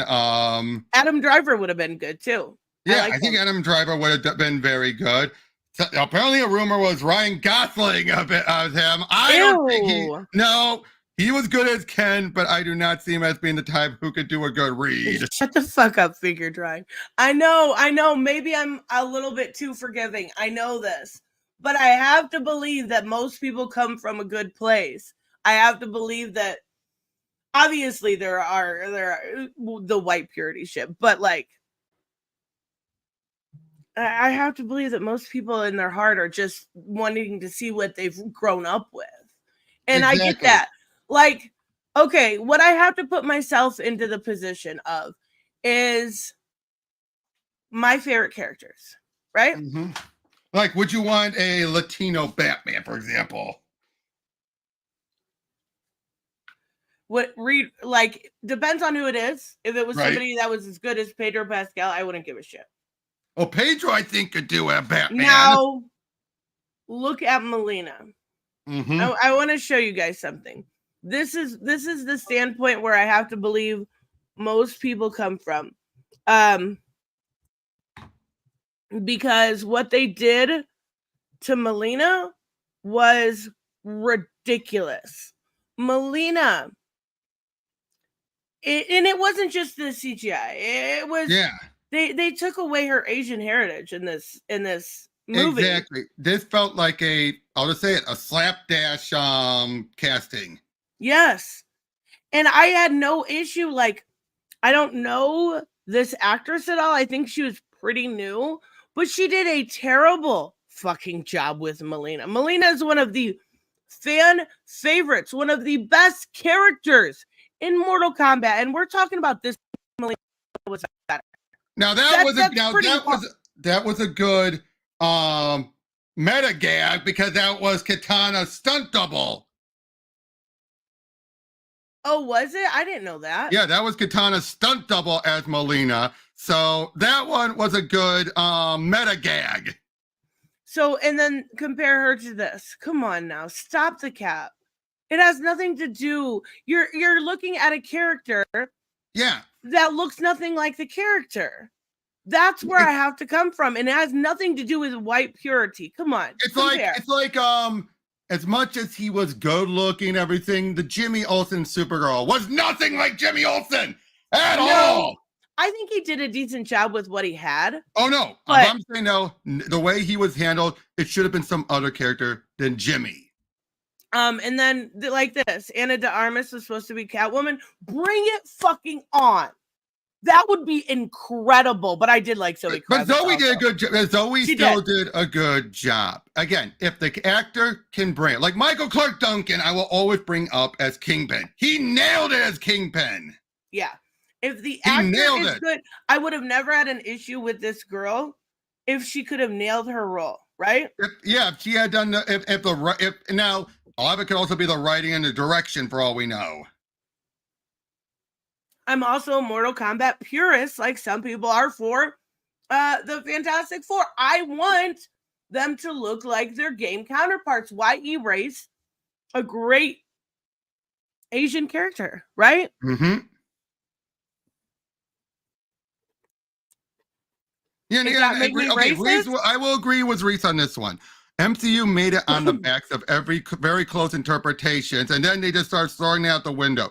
It's comparable to what happened with the CW, the DC CW stuff. Look at what happened. Greg Berlanti was being very faithful initially, and then eventually he's like, okay, now that I have a foot in and I am not going anywhere, I'm going to just change all the characters to whatever I want them to be. I liked Jimmy and Supergirl too. I thought he was pretty good. I liked him. Actually, he played Jax. He did a great Jax. I know this movie isn't great. Why do I always, guys? This is my brain. This is my brain on Mortal Kombat. I always somehow, even when we're talking about race swaps in the MCU, bring it back to Mortal Kombat. My apologies. But I'm trying to make a point here to people like figure drawing. you know me well enough to know it's not a racism issue. Same with me. right? It's not a it's never a racism. I might say some stupid stuff that Tris will jump at me to then say like, "Wow, Robert," but again, it's not my intent to say it like that. Yes. Hey, My you have issue- jumped on me. You have jumped on me when I've Oh, made some absolutely. black statements. that No, I and don't- even like Hooded earlier in the chat said, "Oh, would you say he's a stupid Mexican or whatever he said?" yeah, like, no, I would Yeah, never that's say just that. teasing. The issue is some people are just that way, and they don't necessarily mean to be, and it doesn't come from a malicious place. So I have to go in assuming that that's most people until I see evidence otherwise. Like, do I think Reese is racist? Shut the fuck up. No, of course not. Like, come on now. He's a purist. And I got it at least understand that.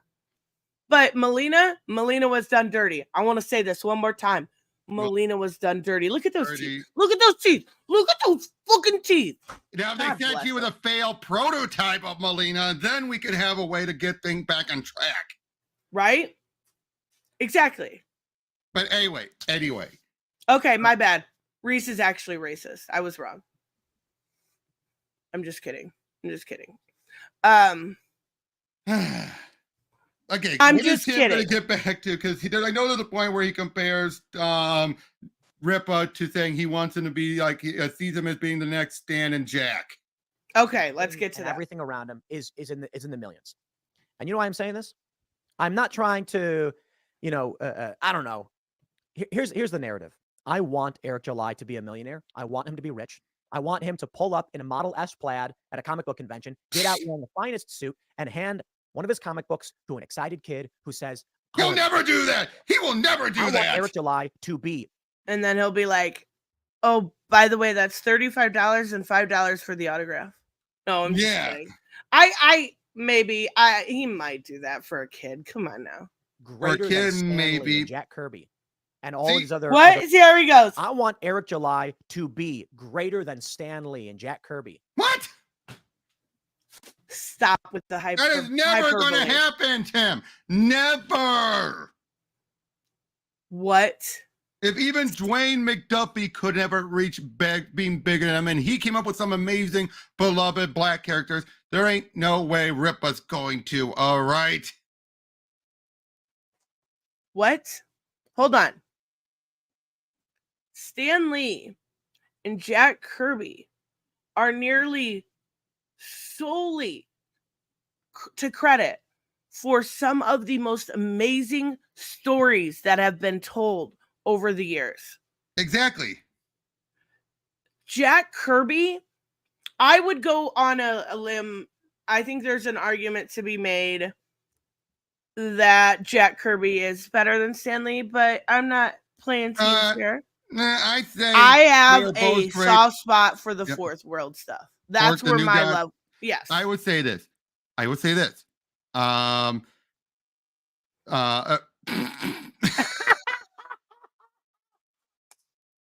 No, I didn't mean done dirty that way. That's so Really? fucking funny. And you spelled Melina wrong. You freaking weirdo. I know you spelled like Alfred Molina. Molina. But anyway, Mole. as I was saying, I look at it, Stan and Jack are both good on their own, but they are the best when they work together. And you could definitely tell in concepts, the New Gods were amazing. And a lot of the execution, there's a reason why the sales were not the greatest, because Jack was writing above a lot of comic readers, which is amazing. But at the same time, it was Stan who was able to bring things down a bit for others to understand and really get what people, what they're talking about. I mean, maybe he was being hyperbolic here, but there is nobody in our lifetime that is ever going to elevate to that degree. Not even Jeff Johns or anyone like that. No one. Like I said, that's why I brought up McDuffie. We owe them for the entire comic book industry. I know. The entire comic book industry owes them. Not even the Image guys. Not even the Image guys come close. I said McDuffie. Even McDuffie. came up with the Milestone universe, came up with so many prominent black characters. Even he is still paling compared to them. What is the difference here is a lot of the people you're mentioning have made a difference in current comics. But if it wasn't But not for the these industry. people, they can make their own, they can put their own shelf in comics, right? They can add to what is already there. But without these people, without people like Steve Ditko, and we wouldn't have what we have today. If it wasn't for Steve Ditko, we wouldn't have Spider-Man. If it wasn't for Stan Lee, we wouldn't have Spider-Man. But Stan and Jack are the ones who are the most prominent. You're like, if you mention stuff like some of the individual creators at DC, oh yeah, but Stan and Jack created like the vast majority of the initial groundwork of the Marvel universe. Now, granted, it was Stan who made it a shared universe more so than Jack. Yeah, that's what I'm saying. Got another Kirby fan in the house, and for different reasons too. Oh right? yeah. There's so many reasons we could sit here and say why we love both of them, but to even have them comparable, you are losing your brain cells. Exactly. Stop it. Let him, instead of, and this is the thing, and this is what people should do instead of comparing and saying, I want them to be bigger, say, I want them to add on an indie comic, something brand new. What? Mm-hmm. Make your own way. Quit comparing yourself or trying to live up an expectation that is completely unrealistic. Agreed. Completely. And now again, are there people within modern comics who are phenomenal and are making their own landmark? Yes. I bring back again Ghost Machine. They haven't even started yet, but you already know thanks to how Geiger and Junker Joe have started that they're off to a great start. I think Mark makes a good point too. They took decades, right? Yeah. Decades. Yes. And they expect it for Eric right away. Why? Because he sold a couple million on a campaign and then subsequently went south from there. Hey, you can't compare. It's insulting. EBS reached a multiple millions for his second campaign, or first campaign, and second. You call him a legend? No. No, but I think EVS has at least added to the ecosphere of comics, even if it's not in a way I necessarily agree with. He's at least carved out his own little network of creators. Yes. Now, I'll say Mark Millar is the same way. Look at his Millarverse. Look at everything that accumulated in the big game. It was all connected. We just didn't know that. I will give props to Millar for that, but unfortunately, his books are niches as well. Very niche, but not bad. They're good. Like, well, now that you know that the ambassadors are A-okay. Exactly. His ambassadors were great. King of Spies, great. Some of these books were really, really well done. Mark Millar has his own thing. But I guess that's what. And all of these other comic book creators. I want him to stand up and say, we know what makes comic books good. We know what inspired us as kids, and they've abandoned us, and we're taking over. And each and every. Oh, well, if he knows what makes comic books good, then do it. His books were boring at best. I'm trying to be nice here. Mm-hmm. The first one was readable if you wanted to do it in 2 or 3, 4 times. Yep.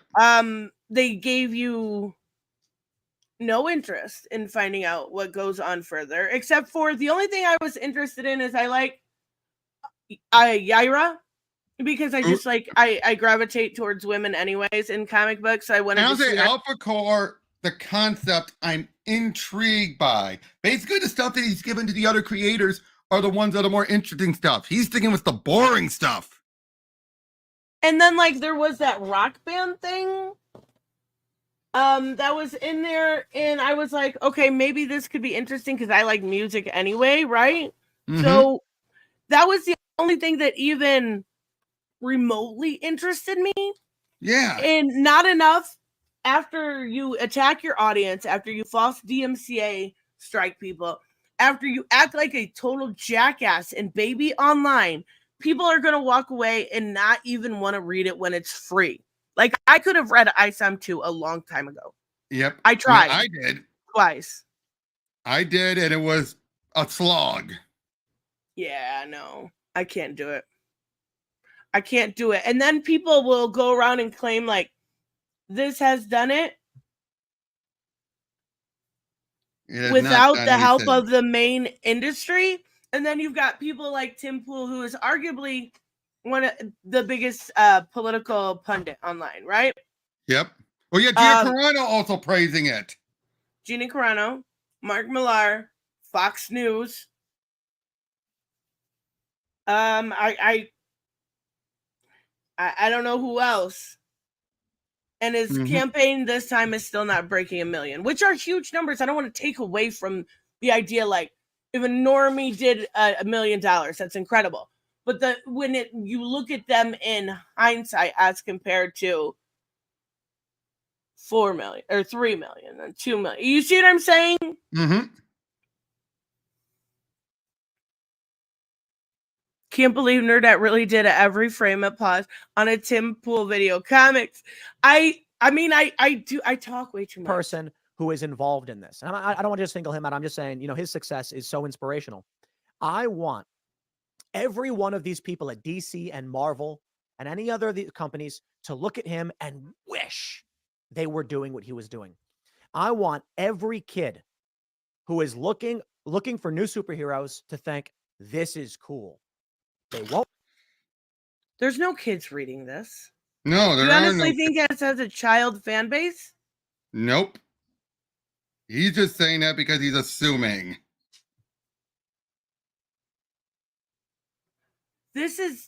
Hold on. For one, kids aren't reading comics. They're playing Fortnite. I mean, there's some, but let's be real here. They're on TikTok. This is a different time than when we grew up. They're on TikTok. They're on Fortnite. They're on YouTube. If they're reading anything, it's either webtoons or My Hero Academia, right? Right. So to even mention kids, man-child is what he meant. Yeah. Okay, that's more fair. This is for an adult audience, very much so. And this is very much so YouTuber merch, right? So, okay, kids. But kids, think of the children, guys. Don't buy Green Lantern, and that's sad because we love Green Lantern. We love all these characters that they're destroying. But you know what? They're going to destroy them and they're going to sell out. Then let kids look up to this. Okay. Let kids look up to a guy who ended up going and fighting in hell, who beat up a bunch of hookers, who's done all this stuff that's going to have a bunch of other, ISAM didn't seem too mature for teenagers. No. I didn't say it seemed too mature. What I said was they're not the target demo, right? Yeah. They could read it. I don't see a reason why they couldn't. Right. But it didn't feel like this is something that would appeal to them. His audience is not teenagers. Nope. They act like teenagers. Okay, they may act like it, but they are not teenagers. In fact, this is the argument that Organized Chaos tried to make to me, saying that their videos needed to be age gated, and I was like, that's ridiculous, right? Trying to say there's a bunch of kids in their audience. No, there's not. Tim's doing the same thing here. No, there's not. They're assuming there's kids in the audience. They're assuming it because it makes a better story. I mean, yeah, it works with the narrative, right? Yeah. There's not. There's a bunch. And to be fair, comic book readers aren't kids at this point. We are 20 to 30 something, 40 something, 50 something year old nerds that grew up on this shit. And we're still here. Also, how are they ruining all the characters? I don't, because just by making them gay, it's tainting. Okay, but that's Alan Scott. What about? Okay, I'll use Superman as an example. Okay, they're ruining. They're not ruining some characters, but they're definitely damaging some. Oh, they're damaging them, but they're not going to. Fucking Harley Quinn, I will never forgive you. I will never forgive you, DC, for putting Teenie Howard on Harley Quinn and just making it batshit insane. Yep. And you were championing her at first. I was. Fine. I'm always willing to give somebody a chance, no matter their reputation, right? Because I feel like everybody has a story to tell. Samuel, shut up. But come on now. There's still good books out there. And here's the thing. I keep mentioning DC because, right, that's my thing to go. But you don't have to stay at DC. You don't even shut up, Puddin'. You don't even have to stay at Marvel. Honestly,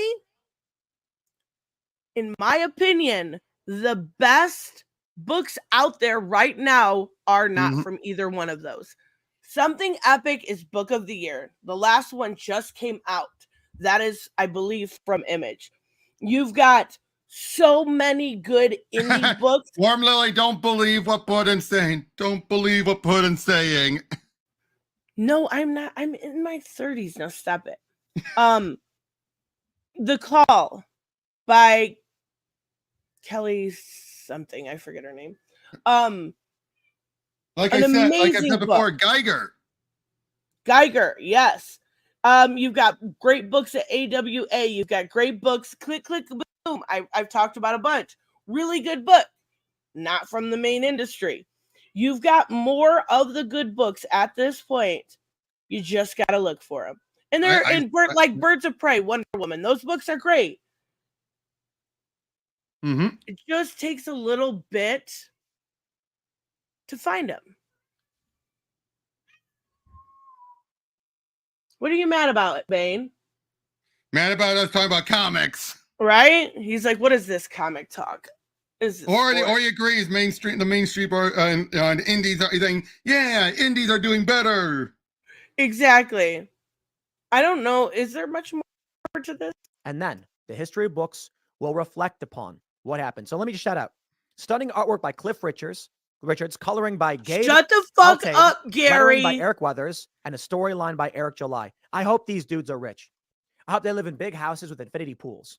I hope they can come out and prove to all the young people, if you want to create great stories, if you want to inspire others, these are the characters that people are interested in. These are the storylines that we like. This is what will make you successful. Now, I don't want it to be all about money. I think it should be about the ideas, the ideals, the values. I want kids to grow up understanding what it means to be a true hero in a similar. Oh, okay. Well, then don't give them this book. I wonder what Tim Pool's favorite part of ISOM is. I think he was told, don't bring that up. I think he was told, do not bring that up. I think he was probably not read it. Because it was very clear by what he just said about the ideas of being a hero, the ideas in the comic book, how that garners success along with that, right? Like, I don't think he's read this book if he wants quality in storytelling. Okay, by the way, I just noticed the DC solicits are out, and should we show off those bleeding cool covers? Because I think we've heard everything we need from I think Tim. this is let's talk about some sexy covers, and then we'll get to some solicits, because Tim Pool is getting, like, it. Just to wrap up here, I understand people when it comes to not wanting their story changed. I can understand that. I do. I do think if you want to read comics, whether you're going indies by way of Boom, AWA, Image, those type of indies, or you're going crowdfunding, there is books out there for you. But if you want good storytelling, it's there. You just gotta maybe look a little bit more, right? Tim Pool is a pretty skater. Who knew, right? Mm-hmm. But even so, like, there is good books out there. Like, don't give up hope, like me. I'm just kidding. So we have some gorgeous, gorgeous DC covers. We have, is this Wonder Woman? Who did this cover? They say the names on them. That was a Birds of Prey one. Pablo Villalobos. That is awful. Is that Big Barda? I think that is Barda. Barda, Okay. Harley, Zealot, Canary, and Cass. I don't like the way Barda looks. The rest is fine, but I don't like the way Harley looks. I hate this website. It has so many ads. Oh, this is gorgeous. This is gorgeous. I read issue 1 and I never went back. It wasn't bad, but like it just wasn't super interesting. That is gorgeous. Mm-hmm. And then we've got, who is this? Okay, this is Batman. Yep. Well, but who is this? Dick? Bruce. I think that's Bruce. Bruce? Okay, this is Bruce. Who is this? Probably maybe Selena. Maybe. It looks like a 12-year-old boy. I don't know. Weird. Okay, then we've got, this is my favorite. No, this one is for Green Lantern number 8. This is gorgeous. Jessica, Look at Jess. Yep. And heck, even look at Far Sector. Joe. Look at Joe. Joe, yeah. That's super cute. Look at her. I love this. Like, they realized we can't wait till the summer to get these type of covers, so let's go for a winter type of thing. Right? They're like, we know these cells. Let's do it. And then there's Nightwing. But hey, wait, they're not showing off the Nightwing booty. No, what were you thinking, DC? Come on. Showing the crotch. And the feet. Don't forget the feet. And the feet. Oh, Lois and Clark. This is so good. It looks like a raunchy romance novel. Cover, yeah. It's so good. Good morning, Bianca. Bianca, look at this cover. It's gorgeous. Oh, and Dick and Star. That one's okay. That's not too bad. With a penguin, probably Beast Boy, and Power Girl. Oh my God, Power Girls is so good. She looks so cute. And of course, she'd be able to do that dressed like it's that. Laura Braga, too. I am... Gary, come on. Wait, what? Stop banging one out of the table. Oh, Jesus. Okay, so that's it for those. Did you send the solicits? Yes, I did. And I also sent you something else. Apparently, Dan Jurgens is doing a Black Label Batman book. We've got the solicits, so that should be under there. All right, we've got Batman 142. Is this the new arc with Yep, the Joker year 1. Okay. All of them, mine. I know they're gorgeous. The only one I really didn't like was that Bruce one, but the rest are like that Green Lantern, so good. So wait, they're putting all 3 3 issues in 1 month? Are they? Yeah, they are. Look at that. 1, 2, 3. Yep, you're absolutely right. That's cool. That is cool. I hate this website, but we'll use it. Suicide Squad, Kill Arkham Asylum. Re-solicited. Wait, hold on. What is this?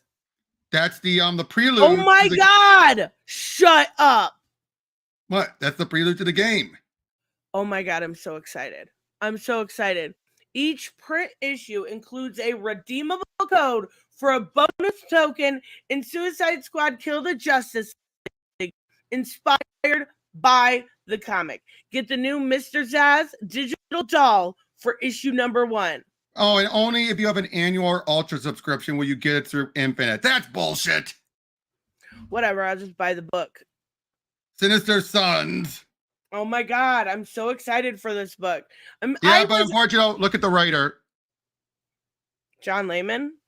Probably one of the few writers that because he went at me personally, I will say I don't want to buy stuff from him again, but I'm going to have to make an exception for this. Wait, he went after you personally? Why? It was long ago, but yeah, he was one of the ones where I was just making a comment on Facebook about how I just feel it's a bit unfair for people calling out others, and then he came in and gave me nothing but shit. He was one of the few people who Seriously? directly has called me out, and thus going off of my own rules, as I've said, they have to come after me directly. Blocking doesn't count. Bye, Bianca. Wow, that's awful. No, that's crazy. You're getting choppy. You're getting a little choppy. Really? Let me no. close some mic tabs. That's weird. All right, hopefully that helps. Okay, Sinister Sons. That looks cute. Yeah, like I said, Cute-ish. that's Sin Sun and Lorzad, formerly And- Chris Kent. And it's Tomasi. No, I think this is the last thing he's going to be doing there at DC before he stays at Ghost Machine. Yeah, you're probably right with that. But it might be. What is it? Is it? I don't know. It doesn't say if it's an One-shot? ongoing or a mini. It doesn't say if it's an ongoing or a mini.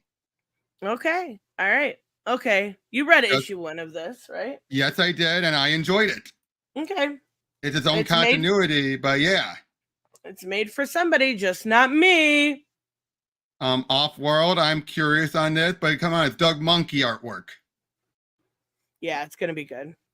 And it's Jason Aaron, everybody's favorite. Yeah.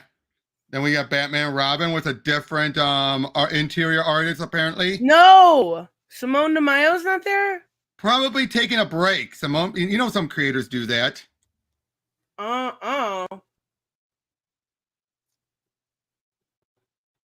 Fine, whatever. Brave and the Bold. Okay, I've been enjoying how that's been going. It's been a lot better stories. I didn't read it. Are you shocked? Shocked. I'm shocked. Well, not that shocked. Yeah. Pet Detective, whatever. Ramsey. Are we still doing this? Okay, let's see. Are we still doing this? Oh my God. It's not doing the weekly one anymore. It's not going weekly now. It's back to But monthly. he's still doing this Orgum stuff. Yeah, seriously. What the hell? Why? I'm so glad I dropped off on that. Like, maybe it'll breed better in a trade, Maybe. but I'm not. I don't know. Nightwing's always good. I like that cover too. Birds of Prey. I'm still looking at Nightwing. Sorry. The plague has left the 14th century Europe. Okay, so it's got a backup on it too. Birds of Prey is so good. Yep. Birds of Prey is one of the best books at DC right now. Yep. And it's Kelly Thompson. That's who I was thinking of earlier when I said the call. Not Kelly through the Comics, Kelly Thompson. Is this a miniseries? No, it's an ongoing. It is an ongoing? Okay, I wasn't sure. But Did you read Onsiders? What? Outsiders #1? Yes. It's a good start. How was it? It was a very good start. Who's in it? So we've got Luke, we got Batwoman, we got a female version of the drummer. Oh, seriously? Yeah, from and at the very end of the first issue, they have a copy of the Planetary Guide. Oh my gosh, that's so cool. Okay, yeah, I'm gonna read this. Remember, this book is supposed to be a new take on the Planetary. Oh, that's awesome. Is Batgirl in it? No, Batwoman. I know, but not Batgirl, Orphan. No. Cassie. Okay. Cassie's in Birds of Prey, remember? Cassie's in Birds of Prey, remember? Yeah, that's what I thought. Pika has a good question because I actually don't know this anymore because I don't think so. They haven't. Oh, that one. Is it connected to the other ones? To a degree, I know this current weekly arc that they've been doing is tied into the aftermath of Gotham War. Yeah. I think it's doing its own thing, and then it just establishes where it's getting caught up on. Maybe. It's just not. I mean, I don't know. maybe somebody out there is enjoying it. I just found, and for being such a big Rom V fan, I found it extremely boring. Mm-hmm. All right, so we've still got Teeny on Catwoman. Catwoman has to complete 3 of her impossible high. Okay, so she's doing a 9 live series. Something like that. Okay, I might check it out. I don't know. The Penguin's good. Oh, that's been so good. So good.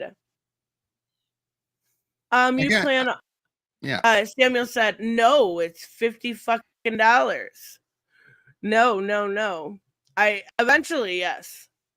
No, I'm not gonna buy it, but I probably might stay on the high seas just to see how good it is.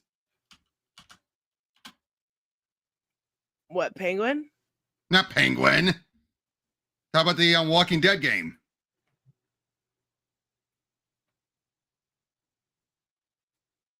Is that a thing? What? I said the Walking Dead game. Okay. What? I'm confused how you can do that. I know the places to get it because it's going to be on Steam, so I know where I can get it. That is wild. Okay. Harley Quinn. Wait, what? I've done that before where I will and get the game out from Like pirating. to test it out? Yeah, to test it out to see if it's worth it. Gotcha. Okay. Art and cover by Sweeney Boo and Friends. Okay. Sweeney Boo. Okay. Oh my God, what is this? Honka honka. This no good Nick brother eye has soared my reputation across the whole dang multiverse, and it's gonna take me, myself, and I to put. Oh my God! Remember when this was supposed to be about her being a teacher and all that? No, it just went all off with this multiversal stuff. Okay, but here's the thing: they just did this multiverse story with Stephanie Frank Phillips Thierry. And Frank Thierry as well. Yes. Why is this all Harley has become about? I have no idea. Oh my God. All right. Poison Ivy is getting a definitive origin story. Poison Ivy is so good. Mm-hmm. Long has been told, but witnessed for the first time in intimate detail. The one true secret origin. That's awesome. Yep. I really have been enjoying this. Mm-hmm. Sandman, is issue 2 out yet? Yes. How was it? Very good. Was it? Yes. Was the artwork? Did the artwork stand up like it did in the first one? Yeah, it still does. It's Riley being in his element. Okay. Not just I think it really worked with Sandman stuff. And the first issue was very well done. It's something that's more in his element, not just him being hired because he's a speedy artist. Good. The Flash, Jay Garrick, The Flash. That first issue was really good. It's Jeremy Adams. Are we really surprised? Uh-huh. Harley became like that because the creators clearly have a vendetta against Nerdette. I'm seriously, I'm going to go on the conspiracy theory here and agree with you, Samuel. It's ridiculous. It's every fucking story. And the thing was, Stephanie Phillips did it well. Like, she brought in the Harley Who Laughs, and it was a cutesy little thing before she left the title. And now it's just over and over and over again, and it's badly done. Oh no. You're not going to be happy with the Red Hood stuff coming up. You are not going to be happy. Oh no. Okay, the Alan Scott stuff. Okay, finally going up against the Red Lantern. Okay, but Alan Scott and the Red Lantern come to blows, but what's going to happen? Okay, so look who's writing. Look at this. It's collecting the last 2 issues of the Red Hood Outlaws book. And I remember you hated those 2 issues. Wait, that's what all this is? Yeah, but no, because then it's leading into a miniseries written by the same guy. What do we know about Sean Martin, bro? He wrote those 2 issues, which I remember you and Raymond both hated. It was horrible, yeah. So do I need to say anything more? Do I need to say anything more? No, that's a shame. That's really not even Matthew Rosenberg. It's this guy. Well, Matthew Rosenberg would have been great. Yeah. Damn, what does it say? Welcome to the Hill, formerly one of Gotham's most dangerous suburbs, a place that not require residents to band together and keep themselves safe when the police and sometime even Batman wouldn't. Okay, so it's a place where nobody will go, but Red Hood will. Now as the Hill finds itself gentrifying, old habits die hard. What? What? Now, as the Hill finds itself gentrifying. Shut. Okay, we're moving on. It lost me. It lost me. Yep. Nope. Nope. So we have Jason Aaron doing his Bizarro story arc. So is he staying on this, or Looks like they're having a rotating writers coming in and doing their own arcs. Okay, that makes sense. Yep, and Superman is still continuing on as Williamson doing the Lex Luthor revenge squad, meaning some people are coming after Lex for revenge. Jamal Campbell's art is still so incredible. Except that's only on covers. Oh, wait. Really? Yeah, it says David Baldion. Wait, didn't Jamal Campbell start on this? Yes. Wasn't he doing the art in the beginning? Yeah, but remember, Campbell's a very slow artist. Yeah, he is. Okay, that makes sense. The Neil Before Zod, I'm glad it's actually a 12-issue series. Oh, that's cool. Neil Before Zod. I didn't even know this was a thing. Joe Casey? Yeah. Wow. And it's focusing entirely on Zod while I guess his son is out hanging out with Sin Son. Okay. That might be interesting-ish. So is this back in time then? Or no? No. This is current stuff. Because apparently somebody's gone bad on New Kandor. Okay. World's Finest. I mean, we already wrapping up the Return to Kingdom Come arc. But we already know it's going to be good. Yep. Dan Mora art. We got Mark Waid writing. We're good there. Yep. Power Girl number 6. Have you been reading about not Karen? Yep. Yeah, I don't care for that. Oh, okay. Yeah, I wondered. I mean, I've been keeping up with it to a point, but I'm just going to see how far it goes. I have not seen really anybody cover it in a positive way. Yeah. I think it was even somebody mentioned that even Casually Comics was not a fan. Yeah. And she's kind of shillish, right? Yep. Fire and Ice, I'm sticking through this whole thing. It's a unique book. Yeah. I've got them. I just haven't. I went back since number 1 because I haven't. The Power Girl book is trash. Yeah.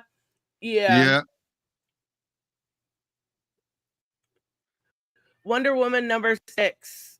Now, what's this? As a Super Son's bedtime story goes wrong for a backup story, I guess. Okay. But yeah, you're gonna groan at the Amazon's cover. You're gonna groan at the Amazon's cover. Are you fucking kidding me? More Peacemaker, but to be fair, we haven't seen him in a while. Like we just saw him. I feel like not that long ago in a book. The last one you probably read, probably. Why is he on Amazon's Attack? I guess I gotta read the ones through there to know, but probably because he's been hired to assassinate Nubia to continue pushing Waller's agenda. Yeah. Okay. I'm still gonna read it, but yeah. Wait, Amazon's Attack. I thought that was written by Tom King. No, it was always been. No, Josie why did Campbell. I think that he's just writing Wonder Woman? Okay. Yeah, it's Josie Campbell who's doing a good job. Yeah. No, I enjoyed issue number 1. I just didn't realize it was. So the Flash looks a little horror-esque. Still, yeah. Still cosmic horror. It says the shocking ending of the last issue, Wally West's world has been completely upended. So the stillness attempts to reach out to a higher power are answered. Oh, wait, is this his last issue or just the last issue of this arc? Of the arc. Okay. Even says the first arc of the critically acclaimed new era. Okay. Yeah, Black Phoenix said, yeah, Casually Comics despises the Power Girl book. Yeah, that checks out. There's the Speed Force book. First issue was off to a good start. I haven't read it yet. I don't know if I will. I don't know much from Jarrett Williams. I didn't know much either, but this was still a decent start. I might check it out. I don't know. Maybe. I'm not really interested in, who is it, Wallace and Avery? Avery, yeah. Titans number 8. This has been good. Yep, and they're dealing with the aftermath of Beast World. Okay. When does Beast World start? This next week. That's what I thought. I knew it was soon. I just wasn't sure when. Yep.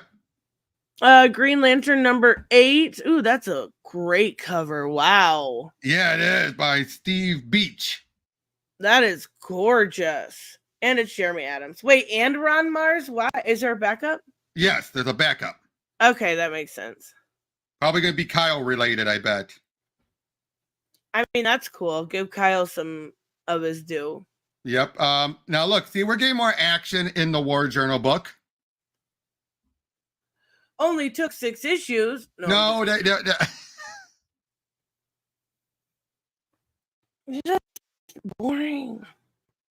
You're just judging it off of the backup story. Yeah, I am. That's not fair. That's not fair. I know.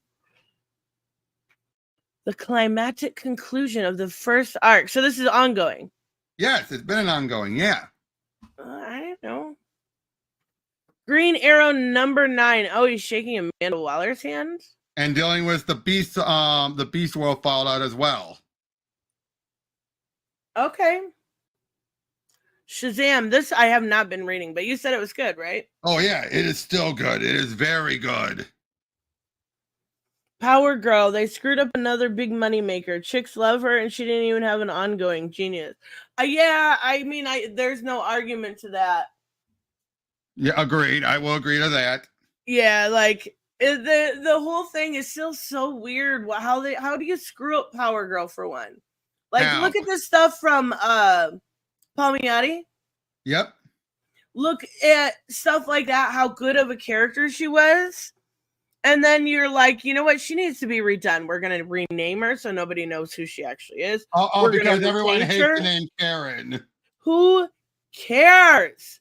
Her name is Karen. Deal with it. I agree. Blue Beetle. It's been all right. It's been all right. Did they do like the Blue Beetle Power Ranger thing like I thought they were going to do? Power Ranger saying, wait, what? I don't know. It looked like at the other one. No. Okay, I was wrong. Oh, then we have Batman 89 Echoes is next. I'm looking forward to this because I was still interested by the first one. That is a gorgeous cover. Yep, and we're going to have Harley and Scarecrow. Why are they only showing one of the covers? This is why I hate this website. What do you want, honey? Go. It's still written by Sam Hamm, though. Yep. Who worked on the first movie. I know, but a lot of people didn't like. That third one, I know. Brazil's therapy session goes a bit awry after some unconventional methods. I mean, it might be interesting. That cover is gorgeous. Yep. Did you read the Metal Curtain number 1? Yes. Good start. Very good start. I kind of expected that. It's Robert Venditti. Yeah, exactly. Yep. And come on, yeah, we have Lex, the Gene Hackman Lex, perfectly emulated. It's so good. The Batman. The first night. This is Dan Jurgens doing a Black Label book. Oh, this is the one you were talking about. Yeah. It's a retelling of his early days. Those ears. This is the Detective 27 look. I love it. It looks so good. It looks so good. So it says, back in 1939. Oh, it's only a 3-part. Okay. 3-part, 48 issues. Probably going to be a big, and it's Mike Perkins on art. On art. Oh, it's going to be so good. Yep. I've been liking, the City of Madness was off to a good start. So That we're at is- issue. City of Man. Yes. Yeah, final issue. That's next. Um, That's coming up. That's next on the solicits. When Zach first recommended this channel, Nerdette still read the whole book and was semi-excited, but very into DC Comics. Now they broke her. That's sad. They didn't. I didn't break Maurice. I'm trying. He's not necessarily wrong, but there is some. I'm your lifeline keeping you there, aren't I? No, it's not even necessarily that. It's just in some characters they did, right? Like I get. What they've done to Catwoman, what they've done to some of my very favorite characters is bothersome. I still love their Batman. I still love City of Madness. But some of the ways, yeah, I can agree to, and I it's not broken. It's just a temporary leave. There we go. That's what we'll call it. Yeah, exactly. Christian Ward is so talented, though. Agreed. Hellblazer dead in America. Yep, it's Cy Spurrier and Aaron Campbell back on, working on the character. That's a really neat cover. It is. Who is this? No idea. I haven't ever read it. Well, duh. Their work. Okay, and then we got the Scooby books, and that's it. Well, that's it. It looks like some girl named Clarice. How original. Hello, wow, that's Clarice. That's that's not a bad solicitations, though. There are some things that at least are getting keep our interest at least, but it's clearly them dealing with the aftermath of Beast World. Right, and I'm not super interested in Beast World. Me neither, but it's probably gonna be better than some of the other, like Gotham War. Gotham War was so bad, it's sad. Oh, look at this cute book! Barkham Asylum, I heard of that. That is adorable. Yep, I've heard of that book. That is freaking adorable. Lots of trades. DC vs. Vampires Volume 2. That's yep. A lot of these are I Am Batman. Wait, well, they're okay. Naomi Season 2. Okay. Well, some of you are getting the trade treatment instead of the hardcover treatment. I mean, yeah. Jurassic League. Jurassic League was good. Come on now. Yep. So yeah, though, I gotta say this isn't a bad solicit. At least it's not boring like we had a couple of months ago. No, and there wasn't too much like craziness in there. Yeah. I don't think it's a passable month. Yeah, and I don't think that necessarily they broke me. I just think at some point I'm getting sick of the humdum. The ho hum. Yeah, just like you gotta do something that's gonna excite. And I'm excited for the Superman books, but whereas Batman is like Zdarsky, his run is I'm not saying it's bad, but it's not as exciting as I was hoping it would be. I thought it was gonna be a lot better. I had a lot of it's too much focus on the Zur&R stuff. It's way too focused on that. It is. I agree. And I don't know why. I don't know what he must have really liked Morrison the Zur&R stuff. Yeah. Yeah. And I get it. Zur&R's cool, but how much are you gonna do of it, right? It's untapped potential. I get it. It's untapped potential that no one has dealt with. I get it. But the way what he did to Jason because of the Zur&Rs is like, no. Yeah. I don't know. But yeah, though, I don't think you're totally broken yet, Nerdette, but it does seem it does. It does. Agreed. And you can tell in my channel alone, right? I used to make sure to cover comics, solicitations, comic news, like that was the forefront of my channel. 100%. Now we're barely fitting it in. Right. And now it's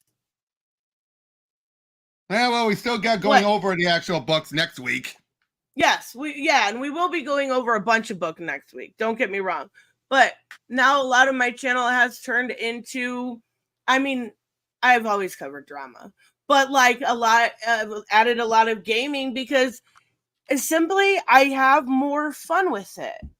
Yeah, and look at me. I haven't done any regular reviews. I just do my pro teachers noob stuff over stuff from the past. I I was might going to say, and occasion- what are you going over? You're going over older books. I'll do the occasional new books once they finish, of course. Like you and I still have to do Ninja Turtle Stranger Things. Oh my God. I'm holding you to it. I know, I will. Look at this though. And again, always bringing it back. Oh God, I got a stupid ad block. I have to unblock it. Always bringing it back at some point to a little bit of Mortal Kombat, guys. I'm sorry. This is just how it is. But what is it? What is it? What is it? Tell me. We've got the first look at Sonic Fox's Oh, the tier list. And so Sonic Fox finally made his own tier list. And Of I course, can say Kenji is number one. Of course. I can't say that I agree with it. Is it just me? No, I just realized. Is it just me, or is he trying to do everything he can to nerf the other characters so that Kenji can be number one? Kenshi needs nerfed. Fuck Kenshi and his stupid bully. I hate that character. If Sanpa does not bring up one that ever nerfed Kenshi, I'm gonna call shenanigans. I will call shenanigans and basically be like, he is trying to take advantage of his status to try and make everyone else nerfed so that he can dominate with Kenshi. Talking about sabotage. That's awesome, Pika. Okay, so look at this. Okay, look at the worst. Let's start from the bottom real quick. Because what the fuck? You have Katana above Melina, Baraka, Havoc, Sub-Zero, and Scorpion. Are you fucking with me? What? How? For one, Havoc is like, okay, I know he's not the best in the game. I understand that. But Sub-Zero arguably has the best mix-up in the game. Agreed.